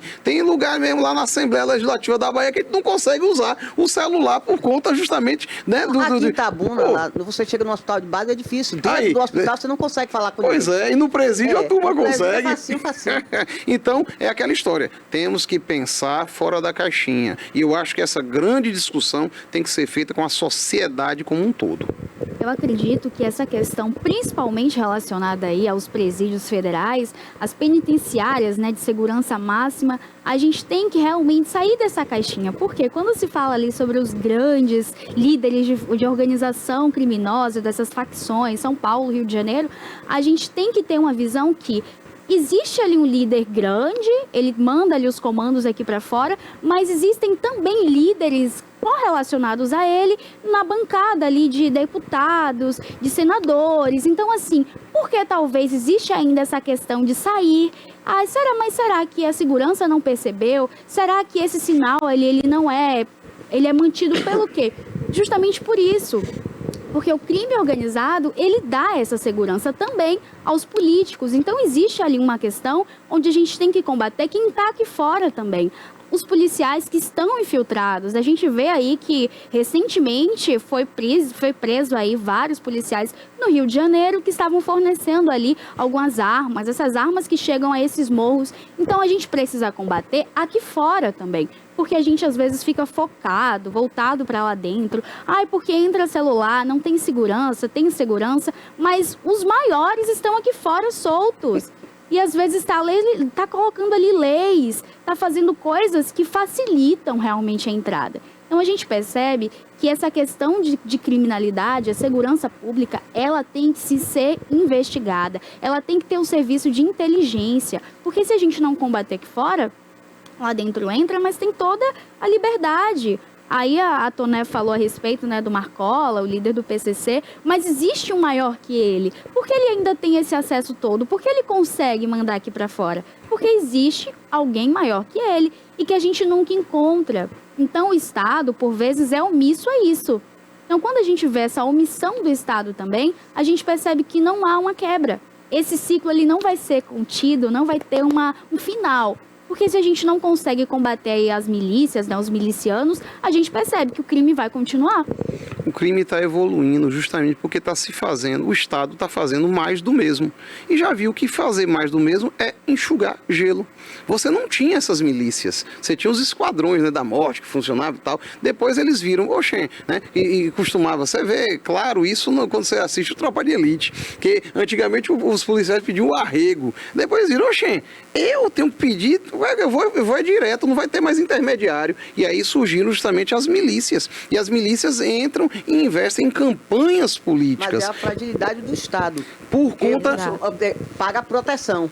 Mas tem por que pagar conta... o miliciano para ter proteção, porque o Estado não lhe dá segurança. Esse é que é o... Olha que loucura. É aquela história. É o macaco que come a banana ou é a banana que come o macaco. Né? É a loucura. Por conta justamente dessa falha do Estado. Aí você vai continuar fazendo mais do mesmo? Eu acho que você tem que... É um assunto que tem que ser estudado, que tem que ser discutido com a sociedade, pegar as experiências e as boas experiências, que existem boas experiências do Brasil afora aí, que você pode aplicar justamente em relação a isso aí. Será que todo presídio no Brasil é da forma como a gente vê? Ou tem presídios que funcionam? Será que todo policiamento público, tanto o ostensivo como o de investigativo, funciona do mesmo jeito? Ou isso aí também acontece de outras formas em outros lugares? É por isso que eu acho que é aquela história. Talvez não a unificação das polícias, mas você tem que ter um comando nacional de policiamento, tem que ter, agindo de forma inteligente, se utilizando dessas boas práticas para que a gente possa ter minorado essa situação, que é um absurdo do absurdo. Agora, continuar mais do mesmo é enxugar gelo e não vai se resolver o problema. Agora tem gente que está defendendo aí para investir mais na Guarda Civil Municipal, nas GCMs, que é importante para os municípios. Você vê, nos Estados Unidos, a polícia é descentralizada. A Guarda Civil pode andar armado? Não, aí é que tá. Você é diferente. Tem a Guarda Civil Municipal e tem uma outra termo que você fala. Polícia Administrativa, é isso. Que você pode ser armado, outro não, né? Mas ambos... GCM não pode estar armado? Não, isso, não é o termo... É como eu disse, eu não sou especialista em segurança pública, mas tem um que pode e tem um que não pode. A questão é importante isso aí? É importante, né? É importante, porque é aquela história, não apenas a questão da guarda do patrimônio público municipal, mas a segurança das pessoas. Eu acho que a legislação tem que evoluir para permitir com que, do jeito como é nos Estados Unidos, onde você tem a polícia é municipal, você tem a polícia estadual, né? Você tem a polícia federal, mas você tem nos municípios o policiamento, e que faz o policiamento, principalmente nos municípios menores. É um absurdo você ir para Barro Preto, por exemplo, que é aqui pertinho, você vai ter lá 2, 3 policiais militares para tomar conta daquela cidade ali. Não era melhor que você tivesse uma verba própria destinada, que você tivesse, além do delegado que teria que estar lá, você tem uma força de agentes públicos que pudesse realmente fazer tanto a ronda ostensiva como também a investigativa? É isso, e você descentralizar. É por isso que eu digo, Toné, essa discussão de segurança pública é uma coisa muito mais complexa e que tem que ser discutida com a sociedade do que apenas aumentar armamento, contingente de homens e viaturas nas ruas. Não é só isso. Isso aí é você fazer mais do mesmo e que você já viu que não funciona. Tá enxugando o gelo, não tá funcionando. Pois é. Aí Caiado, o governador do Goiás, na reunião que teve com o presidente sobre essa questão da unificação, né, das polícias, ele disse: policial lá de Goiás não vai usar câmera. Porque esse negócio de câmera, eu acho que isso não é prioridade, eu não sei. Porque está tendo muitos confrontos, realmente as polícias a intervenção da polícia e o cidadão está morrendo, inclusive muitas crianças. Morreu um agora, foi triste.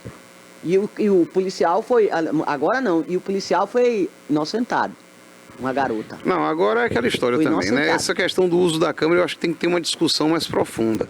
Porque eu, como operador do direito, é aquela história. Para que as câmeras? Para evitar o excesso. E a gente sabe, hoje está complicado, que o policial é um pai de família, ele fica com medo às vezes, e às vezes pode até por conta daquilo ali ter o excesso, seria mais por isso, mas eu não vou dizer nem que é bom nem que é ruim, né? Que é aquela história. Nos Estados Unidos, a polícia, principalmente de Los Angeles, você vê lá, eles usam a câmera corporal. E aquilo ali ajuda justamente na defesa deles. Porque às vezes a pessoa entrava com as ações contra o município, né, que lá, como eu disse, a polícia municipal, justamente com base naquilo ali. Eu fui agredido, teve isso, teve aquilo outro lá. E a câmera corporal servia justamente para provar que não. A abordagem da polícia foi feita e bem feita. E aí aproveitava e combatia justamente esses excessos. Que às vezes, é por isso que é aquela história. É uma discussão mais profunda. Se funciona, se não funciona. Agora, concordo com você. Será que a prioridade do momento é esse ou é outra? Né? A prioridade do momento, eu acho que passa pela discussão com relação justamente à parte de legislação. Tanto dessa questão de unificação ou não das polícias, da criação de uma polícia nacional, dessa questão da polícia municipal e não apenas administrativa, cuidando do patrimônio público do município. Né? Eu acho que tudo isso aí perpassa para que a gente, pensando fora da caixinha, possa estar à frente de hoje do crime organizado, que nós estamos ainda muito atrás deles. Nós temos que aprender muito com eles, porque eles têm equipamento, eles mandam, eles fazem o que querem. E depois tem esse negócio de lavar dinheiro, essa lavagem de dinheiro, que é uma coisa terrível, tem envolvido muita gente boa. Esse empresário que estão dizendo que mataram, entre aspas, empresário, né? Que mataram, executaram aí em Guarulhos, foi feio. 4 horas da tarde no aeroporto internacional de Guarulhos, que é o maior aeroporto do país. Foi muito feio para o Brasil. A porta de entrada para o Brasil. Foi muito triste. Agora, outra coisa, aí ele tinha uma segurança de 4 policiais militares da ativa. Eu não entendo isso, olha lá. Por que um militar... Passa também por isso, o salário dos policiais. Ganha um pouco e tem que fazer bico. Quer dizer, fazer bico para um cara que pertence ao PCC, que está a serviço do PCC. Como é que pode? Se ele está combatendo o PCC, como é que ele vai ser? Ele vai ser segurança de um cara que trabalha para o PCC. Não é incoerência isso, doutor? Peraí. Mas aí, Vitor, né, me perdoe entrar aqui, bom dia, boa tarde já, né, para todo mundo aí daqui a pouco. Não adianta a questão salarial. Aí, pra você ter uma ideia, foi denunciado por esse mesmo empresário, que era do setor imobiliário, né? Depois se tornou bandido porque ele lavou o dinheiro por crime, né? Mas a origem dele era empresário mesmo. O problema é que tem policial em São Paulo que tem helicóptero. Tem policial em São Paulo, segundo ele, que anda em carro blindado. Então, qual é o aumento de salário que vai dar isso para um policial? Não é proibido, não, doutor, esse negócio de... Eles podem servir fora do trabalho, eles podem... Claro que é proibido. Não tem jeito. Vai se dar um jeito. E o brasileiro, ele é criativo, né? Você aproveita, às vezes, até essas coisinhas aí. Infelizmente, a verdade é essa, né? Não adianta Leão tentar... de chácara mesmo, de boate, de casas noturnas, geralmente são policiais. Policiais militares. É por isso que a gente diz que a discussão é bem mais abrangente do que apenas isso que a gente está discutindo. Quer se modificar a coisa, perpassa justamente tanto pela questão da criação de legislação específica voltada, como também a fiscalização da aplicação disso daí. Né? Você tem as corregedorias da polícia para isso, para averiguar esse tipo de crime de desvio de função. Né? Mas, infelizmente, as pessoas, como você disse, como se ganha mal, né? Porque é aquela história, né? Não é a grande maioria que anda de helicóptero e de carro blindado, não. A grande maioria é trabalhadora, é honesta e para complementar a renda, porque também o piso do salário dele é achatado, é obrigado a ter que fazer segurança de mercado, de festa. Hoje você encontra policial fazendo segurança para agiota, que manda cobrar dinheiro. Esses 4 policiais militares estavam fazendo a segurança do cidadão. E aqui em Itabuna, não precisa ir longe não, aqui em Itabuna tem policial. Aqui faz segurança em mercado. Você pode ver aí, ele está lá na hora de foco fazendo segurança em mercado. Lojas ali na Cinquentenário, festa, show. É isso. Infelizmente é uma realidade, não adianta tapar o sol com a peneira. Aí você diz, é correto? Não, mas você também tem que se colocar do lado do outro cidadão. É melhor ele estar fazendo esse tipo de segurança, não segurança de bandido, né? Mas do que estar... virando miliciano, cobrando, extorquindo de bandido, pegando arrego. Aquela história, não é o correto, mas é o possível ali para ele poder sobreviver. Quando o indivíduo tem uma índole ruim, né? Aí não adianta. Você vê que tem delegado, tem policiais que tem empresas que prestam serviço de segurança, né? Aquela segurança empresarial, né? Sim. Em casas e residências também, bota aquelas câmeras e tal. Eu conheço vários na Bahia. Então, o cara, quando ele quer arrumar um dinheiro a mais, ele tem um meio legal. Sim. Agora, quando ele tem uma índole ruim, aí ele procura o lado ruim. Ele quer ganhar muito, ele quer ser corrompido mesmo. Contaminado pelo... Ele não quer nem ser corrompido, viu, Toné? Ele vai para a extorsão. Que o que estava acontecendo com esse cara que morreu lá em Guarulhos, ele estava sendo extorquido por policiais. Senão ele não denunciaria. Mas o problema também é que ele fez uma delação. Ele estava fazendo uma delação. Tanto é que o Ministério Público ofereceu a ele a segurança e ele falou, não, eu prefiro pagar o meu dinheiro é segurança, que eu não confio na polícia. Aí ele não confia na polícia dada pelo Ministério Público e confia em policiais que prestam serviço para o crime, que foi o que aconteceu com ele, né?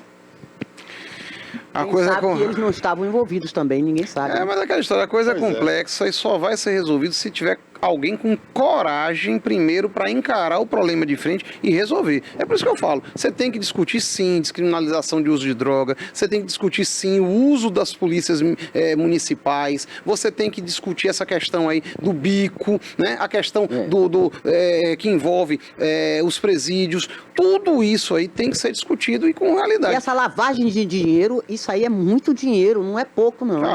Eles têm muito dinheiro, gente. Pois é, e então fica difícil. O problema aí não é um nem... dinheiro sem imposto, limpo. O problema, viu, dizer, Toné, né? é que hoje a corrupção está tão grande que tem deputado, tem senador, tem juízes de tribunais e nas altas cortes comprado pelo crime. Todo mundo envolvido. Todo mundo envolvido. Agora, tem que se ter a coragem de querer resolver a coisa. Se você continuar do mesmo jeito, fazendo as mesmas ações, é como você disse, não adianta estar de viatura bonita aí rodando e o crime acontecendo do mesmo jeito. Tem que investir em inteligência, né, doutor? Inteligência. É por aí. Inteligência. E fiscalização de fronteiras.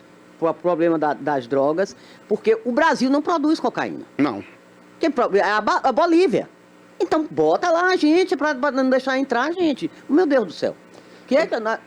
A Bolívia produz a cocaína. Agora, a cocaína não sai por lá. A cocaína passa pelo Brasil, é rota para ir para as outras internacionais. As rotas internacionais. É isso que acontece com as drogas.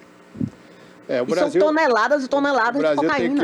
O Brasil tem que ter uma mudança geral, mas é difícil porque hoje você não sabe quem está envolvido com milícia, você não sabe quem está envolvido com tráfico, você não sabe quem está envolvido com narcotráficos, né? Então, muitas autoridades aí de quem você espera está envolvido com crime. Você viu o caso da Marielle. Quem mais estava emperrando a investigação era o delegado, que era o delegado do caso, né? Imagine. Você vai dar queixa a um delegado que ele que cometeu o crime. Olha que loucura. Mas né? quando começa a matar pessoas assim no meio da rua, indiscriminadamente, inclusive um motorista de aplicativo morreu. Quer dizer, morreu de graça. Isso é difícil a gente aceitar isso.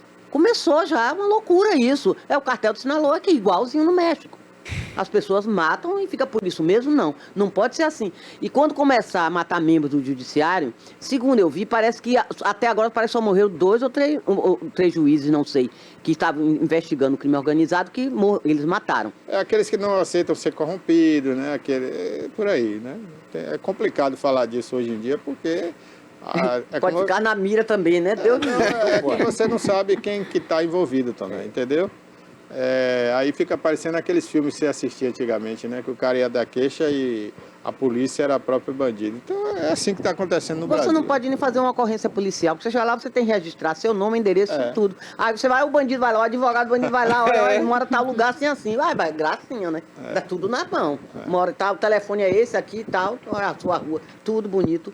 É melhor você nem fazer a ocorrência, deixa pra lá. Pois é.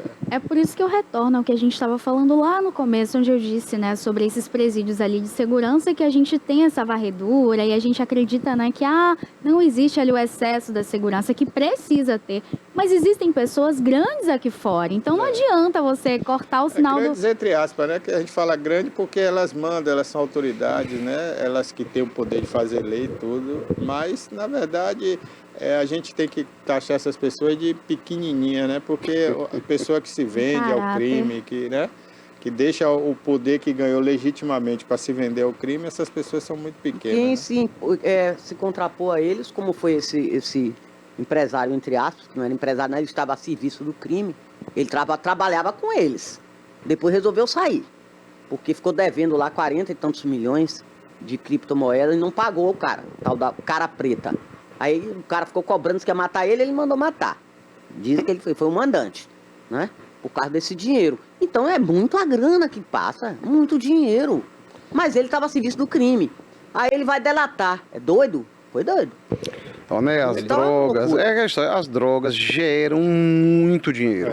Muito dinheiro. Não paga imposto, não paga nada. E aí, né, e aquela história por isso que eu acho que temos que discutir essa questão da descriminalização. A gente tem que ter um freio de arrumação com relação Não vai a isso aí. terminar, viu, Alá? Mas pelo menos reduz. Tem que reduzir, senão vai ficar descontrolado. Mas onde houve descriminalização não foi da droga total, apenas da maconha, né? Não houve ainda um país que libera a cocaína, não. Não, é aquela história. Mas cocaína, o crack, hoje é o que mais vende, é o que mais mata, é o que mais destrói. Mas é aquela história. Eu acho que é a discussão com relação a isso aí. Não, Você claro. vê, os índices de criminalidade mesmo no Uruguai diminuíram drasticamente depois que houve justamente a descriminalização do uso da droga lá. Eu não estou dizendo que é para liberar, entende? Volta aqui, para depois não dizerem que eu estou... Não é, mas eu acho que a gente tem que tentar e ver com estudos práticos com relação a isso aí, como funciona. Você vai dizer, mas o Uruguai é menor que o Rio Grande do Sul. Sim, mas é um experimento que está ali e que deu certo. E houve redução da criminalidade lá. Tanto que é um dos países onde você vive melhor na América do Sul, é o Uruguai. Então, vamos ver por que funcionou lá, como é que está no Chile, por exemplo, onde se discute também com relação a isso aí. Porque o que a gente gosta de pontuar é o que? No México é assim, se você vai Guatemala, eu não sei o que. Então vamos olhar os exemplos positivos que nós tivemos com relação a isso aí. E é como você falou, não é a libera geral, que às vezes a pessoa quando fala assim, discussão com relação à questão de droga, é o libera geral. Não é o libera geral. Vamos descriminalizar, vamos discutir, vamos ver de que forma, porque do jeito que está, é que não vai ser resolvido o problema. A tendência é aumentar o tamanho do problema, principalmente por conta disso aí que você falou. Dinheiro, é muito dinheiro que circula. E aí, para circular essa quantidade de dinheiro, o Estado não tem condição de poder acompanhar. E aí vai acontecer o quê? E como vocês já falaram aí no início, né, o crime está tão organizado que eles estão formando pessoas na área de medicina para atender o próprio crime, não passar por hospitais oficiais, quando eles forem feridos a bala. Eles estão formando aí advogados que provavelmente se tornarão juízes, que vão participar de concursos públicos, né? Então, daqui um dia... E na política também, Barbosa. O que é que vai acontecer daqui um dia? Eles não vão nem precisar gastar dinheiro para subornar mais juízes, nem promotores. Eles vão ter os deles lá. Eles estão infiltrados no sistema todo. Não, olha, os filmes americanos estão acontecendo. Tem aquele filme com o Leonardo DiCaprio mesmo, O Infiltrado, que ele mostra justamente o crime... Pegou o menino, botou na academia de polícia, ajudou no crescimento dele ali dentro, ele chega a detetive, a comandante de detetive, e isso pode ser uma realidade que já está acontecendo aqui com a gente. Então não estamos distante da ficção, não. Perto de acontecer isso aqui no nosso dia a dia. O Brasil acordou muito tarde com esse negócio de facção. Deixou andar muito. Quando acordou, já foi tarde. Devia estar. Isso já. PCC já existia há muito tempo. Então, é um país onde o jogo do bicho, que sempre foi contravenção. É uma incoerência dos países. O países. jogo do bicho cresceu no Rio de Janeiro, patrocinou as maiores escolas de samba. E você joga, no meio da rua, você vai a qualquer banca, você joga. E é proibido. Pode, doutor. Colaborou com a Rede Globo para transmitir o Carnaval do Rio de Janeiro. Fez o Carnaval do Rio de Janeiro ser grande como é hoje. Foi o jogo do bicho. Sim. Né? Time de futebol do Rio de Janeiro, a Bangu, maioria dos bicheiros são presidentes de escolas de samba do Rio. O Bangu chegou a ser vice-campeão brasileiro. E era de um contraventor. Castor de Andrade. Que é pai desses atuais aí que estão se matando. Tem aí. Tem agora famílias, que está preso, que foi preso. Dois ramos da mesma família. Da mesma família. Matando. Saiu lá da origem de Castor de Andrade, tomou o Brasil todo. Aí o Brasil ganha o quê? Que esse dinheiro vem de uma coisa... O jogo do bicho em Itabuna, que os membros hoje fazem parte da sociedade, são amigos dos promotores, dos juízes, dos advogados, do prefeito, viraram até vereadores. Nós temos hoje o Ronaldão e o Bileco. O Bileco, mas o Bileco não é da cúpula, né? O Bileco era funcionário do jogo do bicho. Sim, mas veio de lá. Mas veio de lá. E o Ronaldão é da cúpula, ele é sócio do jogo do bicho, né? Nós tivemos o Milton Satanás, que é sócio do jogo do bicho. A UBI, né? A dona da UBI, né? E tantos outros. Eu conheço todos eles, não tenho nada contra eles. Agora, assim, eu estou dando um exemplo. Mas né? é contravenção, Barbosa, é proibido. Eu não entendo um país como esse, uma coisa proibida você faz. Onde tem dinheiro, Toné, aí tem interesse, tem amizades. Essa nossa pseudo-sociedade, né, não só de Itabuna, do Brasil inteiro, vive em função do dinheiro, onde circula o dinheiro. Né? As grandes rodas rodas sociais, né? Os eventos reúnem ali todo esse povo. Não importa o que eles fazem, importa o que tem dinheiro.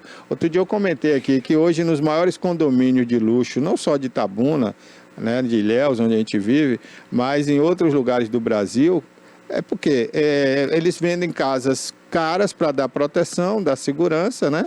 E quem tem dinheiro para comprar também é bandido. Bandido também tem dinheiro. Porque na hora que ele vai comprar lá, ninguém procura saber se ele declarou imposto de renda. Origem do dinheiro. A origem do dinheiro. Então, hoje, dentro dos condomínios que tem os melhores carros, as melhores casas, muitos deles são bandidos. Essa lavagem de dinheiro, Barbosa, transforma o dinheiro ilícito numa coisa lícita. Aí investe em quê hoje? Concessão de concessionária de automóvel, transporte público, que em São Paulo eles já investiram, compraram várias empresas. Quer dizer, o dinheiro fica legal, legalizam esse dinheiro. Aí fica difícil. Aí vai vivendo só na fachada, né? E todo mundo aplaudindo e puxando o saco. E por trás eles comandando o crime e matando. Ostentando nas redes sociais viagens, carro de luxo, A mansão desse Uma empresário. vida maravilhosa. Né? Esse empresário que morreu, a mansão dele, aquilo ali é uma coisa blindada, tudo. Você precisa ver a mansão. Não sei qual ele valia quanto. O Roberto Cabrini entrevistou ele. De 8 a 12 milhões. O apartamento dele é brincadeira. Um empresário, corretor de imóvel, tem um apartamento de 12 milhões. Caiu do céu, gente. Pois é. Agora, para a gente encerrar com o Alá, eu queria perguntar sobre a questão de Vitória da Conquista, né? Que já saiu, parece que tem alguma notícia lá, não é isso, Alá? Não, o Ministério Público... Aí a área de Alá... agora eu vou falar mesmo, agora, né? Bom, o Ministério Público Eleitoral, nesse último, agora dia 9, emitiu um parecer, justamente dentro daquilo que a gente sempre disse, né? Que não há ilegalidade nessa questão da eleição da Sheila, da Sheila Lemos lá em Vitória da Conquista. Ele entende que também não houve o terceiro mandato familiar da Irma. Lembrando a vocês aí o que aconteceu. A mãe da Sheila Lemos, que é a atual prefeita reeleita de Vitória da Conquista, ela foi vice-prefeita do Erzen Guzmão no seu primeiro mandato como prefeito. O Erzen já vinha doente, e ela ocupou transitoriamente, durante algum tempo ali, o mandato do Erzen. O Erzen estava tão doente que até a diplomação dele foi feita justamente entubado por videoconferência e tal, ele bem debilitado, e aí ele acabou não finalizando o seu mandato, mas não foi em caráter definitivo, ele não morreu ali ainda. Então a Irma completou ali o mandato dele e tal, mas ela não estava ocupando o cargo, por exemplo, nos 6 meses que antecedem a eleição, que aí tornaria justamente a Sheila inelegível. Ela não ocupou o cargo de vice naquele momento, só quando a legislação permitiu, e não foi ocupando em cargo definitivo. O Erzen acabou vindo a falecer depois, chegou a tomar posse também de forma virtual, e aí a Sheila, que era a filha, foi eleita naquele momento ali. Então não teria essa questão do condão do terceiro mandato, que é onde iria ela estar proibida agora de disputar a eleição.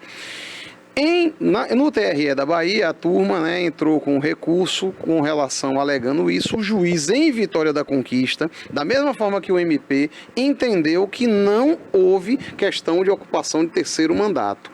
Recorreu-se e o TRE, por 4-3, olha que foi bem apertado, inclusive teve uma das julgadoras lá no processo que quase refluía do voto, estava 3-3, ela pegou, peraí, deixa eu ver aqui direitinho, e acabou votando, com o voto de desempate, foi 4-3, dizendo que havia a inegibilidade dela, sendo que já tem tanto jurisprudência aqui no TRE da Bahia, como no TSE em Brasília, que diz que para esse terceiro mandato acontecer, teria que ter havido a substituição não em caráter provisório, mas sim em caráter definitivo, o que não houve. Em Itabuna, a gente cita até um exemplo que houve do capitão Azevedo, que foi vice de Fernando Gomes, ocupou interinamente o cargo de prefeito, não em caráter definitivo do próprio Fernando, se elegeu prefeito, e quando foi candidato à reeleição, a turma também tentou impugnar a candidatura dele, alegando essa questão aí que seria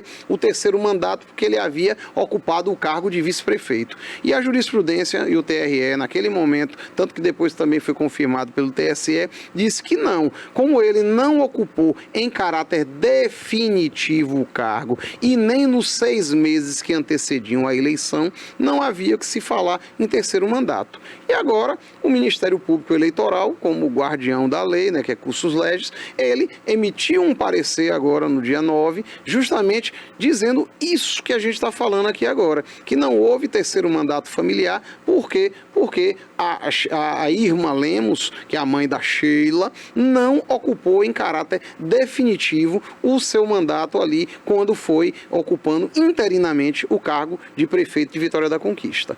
E aí... Pois não. O Porto Seguro é a mesma coisa? Não, é outra coisa? Porto Seguro já é um pouco diferente. Tá mais complicado também, Tá né? mais complicado em Porto, porque Porto... É o Jânio Natal, né? O Jânio Natal. Mas lá em Porto, o que é que acontece? O Jânio Natal, ele foi candidato a prefeito em Belmonte. Ele era deputado estadual e o vice era o seu irmão. Nesse caso lá de Belmonte, ele ganhou a eleição, mas ele, né, não chegou a tomar posse como prefeito eleito. Preferiu manter o mandato dele de deputado e aí, né, o irmão assumiu ali. Alguns entendem que por conta dele ter sido diplomado, ele teria criado, né, a condição de ser prefeito, e quando ele se elegeu prefeito em Porto Seguro, já seria ali o seu segundo mandato. E agora ele não poderia ser candidato uma terceira vez. Só que aquela história, ser diplomado cria expectativa, não cria a obrigação de você ser prefeito. Você não é prefeito, você só é prefeito quando você assume o cargo, com a posse. E tanto a Justiça em Porto Seguro entendeu que ele não seria caso de terceiro mandato, como o próprio TRE da Bahia também entendeu que não seria questão de terceiro mandato. Por quê? Porque ele não assumiu como prefeito de Belmonte. Ele foi eleito apenas, foi diplomado, criou-se a expectativa, mas não consolidou. É aquilo que a gente tem falado, né? Não foi em caráter definitivo. Foi temporário. Temporário. Mas a briga é boa. Lá em Brasília, até porque existem outros interesses com relação a isso. Lembrando que Jânio, eu acho que é um dos raros prefeitos eleitos pelo PL aqui na Bahia. E aí já vem aquele outro ingrediente com relação a isso. Sabe quem é o defensor dele? Ah. O ex-ministro da Justiça, José Eduardo Cardoso. O defensor de quem? De Jânio. De Jânio? Aí, ó. É o escritório dele. Tá vendo? Tá ruim, não. Foi ministro de Dilma, né? Foi ministro de Dilma. E tá defendendo o PL e ele era do PT. Aí eu falo, rapaz, o povo cá embaixo fica brigando. Não, e o povo fica brigando por besteira. Da família, um se estapeando com o outro por conta de eleição. E olha eles o que estão fazendo, tá? Agora aproveitar, fazer um convite a todos vocês da questão do horário. Dia 22 de novembro, dessa próxima sexta-feira, às 8, na Câmara de Vereadores de Ilhéus, estaremos realizando aí a Escola do Poder Legislativo, um seminário gratuito para você que é vereador eleito ou reeleito e quer se aprimorar tanto na questão legislativa como questão financeira, orçamento público, entender, melhorar a sua imagem. É um evento gratuito na Câmara de Vereadores de Ilhéus. Nós seremos um dos palestrantes. Teremos lá o Dr. Joabes Ribeiro, que é ex-presidente da União Brasileira de Vereadores, vai falar justamente dessa questão do mandato parlamentar, como é que você faz. Nós vamos ter especialistas do direito de economia pública, né, de contabilidade pública, como o Maxwell, que vai estar lá falando justamente da lei orçamentária, LDO, LOA, que são as leis financeiras,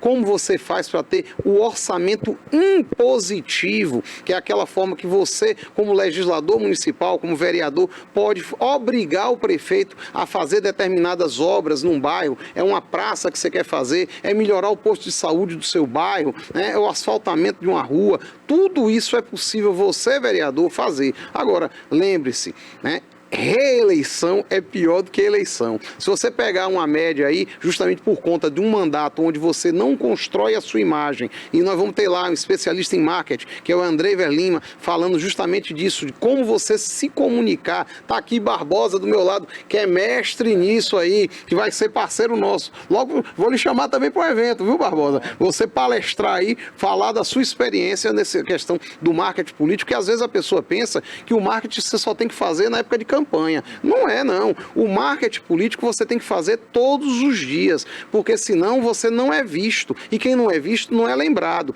E 60% a 70% dos vereadores não são reeleitos. Então, você tem que ter participar de eventos como esse, que é feito pela União Baiana de Vereadores e Vereadoras, gratuito, com diploma, com carga horária, você trocar experiências com outros vereadores de outras cidades. Agora, se inscreva rápido. Depois eu vou mandar o link aí aqui para Barbosa para ele poder estar divulgando, porque só são 150 lugares lá para a turma poder participar. Evento gratuito, evento com certificação, evento com palestrantes de renome nacional que vão estar lá discutindo prática de processo legislativo, orçamento impositivo, colocação de marca e você saber fazer um mandato de qualidade. Evento imperdível dessa sexta-feira a 8, dia 22 de novembro, na Câmara de Vereadores da cidade de Ilhéus. E é bom também para esses novos, né?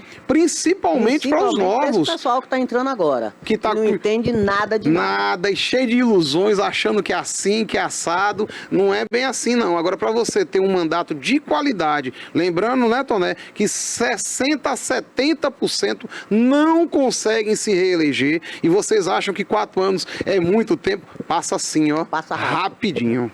Olha, doutor, quero agradecer a sua presença, a sua entrevista. Falamos aqui sobre assuntos esclarecedores, tratamos aí sobre política, economia, segurança pública e fica o convite já para você voltar uma outra vez e falarmos mais um pouquinho aí sobre segurança, que é um assunto pertinente. Quero agradecer a sua vinda aqui e já fica o convite. Quem agradece sou eu, esse papo inteligente aqui. E me abordaram assuntos que eu não estava nem preparado aqui para conversar. Principalmente que não é nossa área, mas você vê como uma coisa flui bem quando essa energia boa aqui. E eu já sou da casa, pode ter certeza que em breve estaremos de volta. Olha, ontem foi dia de muita emoção para os torcedores. Ontem teve aí campeão, o Flamengo foi pentacampeão. Ontem teve também Bavi. Foi assim, uma disputa bem acirrada, mas o Bahia vence o Vitória aí de 2-0. O Flamengo também trouxe essa emoção aí aos torcedores, né, Toné? Aconteceu aí essa vitória, foi pentacampeão, é muita emoção aos flamenguistas, foi um momento aí muito especial. O Flamengo vence o Atlético Mineiro de 1-0. A Toné já veio aqui toda produzida, toda organizada, ela que é da torcida aí do Flamengo, e o Flamengo vem aí como campeão, né, dessa Copa do Brasil. Um jogo muito importante, por sinal, e que trouxe aí essa alegria aos flamenguistas, aos rubro-negros. Então a gente fica aí com esse jogaço, foi um jogo muito importante para o Flamengo. A Toné já veio toda na produção. 5 vezes campeão, nós somos pentacampeão. Nós vencemos em 1990, vencemos em 2006, 2013, 2022 e agora 2024. Obrigada, viu? Porque a gente ganhou mesmo. E é bom ganhar. E ganhamos fora de casa, nós tínhamos, podíamos perder, eu acho que até de 2-0, se perdesse 2-0 ia pro pênalti. Podia perder até de 1-0. De 1-0, não foi isso que aconteceu. Agora, a parte triste, Barbosa, realmente foi aquela coisa que o pessoal, o mineiro não mostrou educação, não mostrou realmente que tem a educação esportiva para receber o pessoal de fora. E jogou pedra, jogou garrafa, tudo no gramado com os jogadores, arrancaram grade de proteção. Foi uma coisa muito feia e que o Atlético Mineiro deve ser punido. E vai ser punido mesmo, porque foi feio, foi muito ruim. Uma final tão bonita, com 2 times da mais alta qualidade no Brasil, e a ver aquelas cenas dantescas que nós vimos. Não é, Barbosa? E você vê o seguinte, isso não é só do Mineiro, não, né? Infelizmente, acontece em todos os estádios do Brasil. O Brasil, Toné, diferentemente... Aliás, não só o Brasil, viu? Vamos observar, inclusive, na Argentina, a final da Libertadores. Vai ser no campo lá do River, 2 times brasileiros, né? Então vamos observar como vai ser essa final lá, se o argentino vai prestigiar. Porque na Europa eles fazem as Copas em países diferentes, as pessoas vão assistir, né, tranquilamente, como se fosse um passeio turístico, vão assistir o outro time do outro país jogar e tal, porque eles gostam de futebol.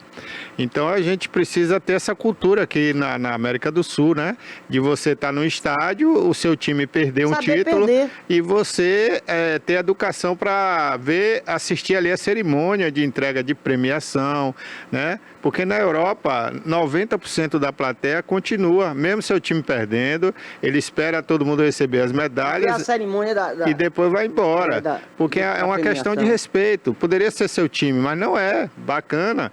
Mas seu time também vai receber a medalha de vice-campeão. Aqui no Brasil, né, a gente não tem essa cultura. Aí o que é que acontece? O time que perdeu vai embora e o time campeão fica ali no gramado e a torcida também vai embora. E se você o pior quando é assim, como foi fora de casa, a torcida do Flamengo era menor número, né? Não fica ninguém no estádio, fica feio, né? O cenário, vazio. até para você fotografar aquela entrega do troféu e tal.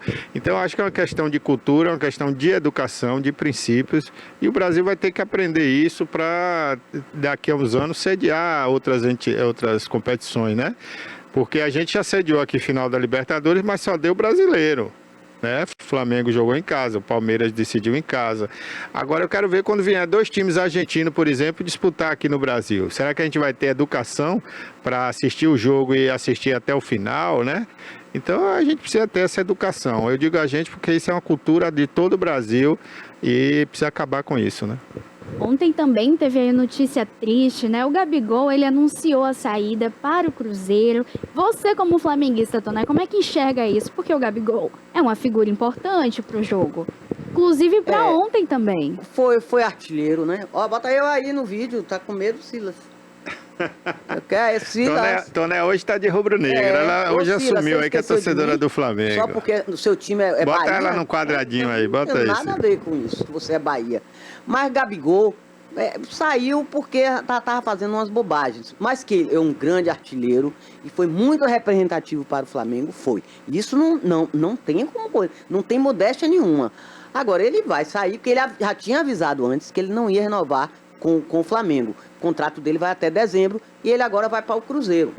Ele ganhava aqui no Flamengo, meus amigos, 1.500.000. Vai ganhar, sabe quanto no Cruzeiro? 2 milhões. Ei, beleza, 2 milhões que é brincadeira, vai aumentar mais 1 milhão.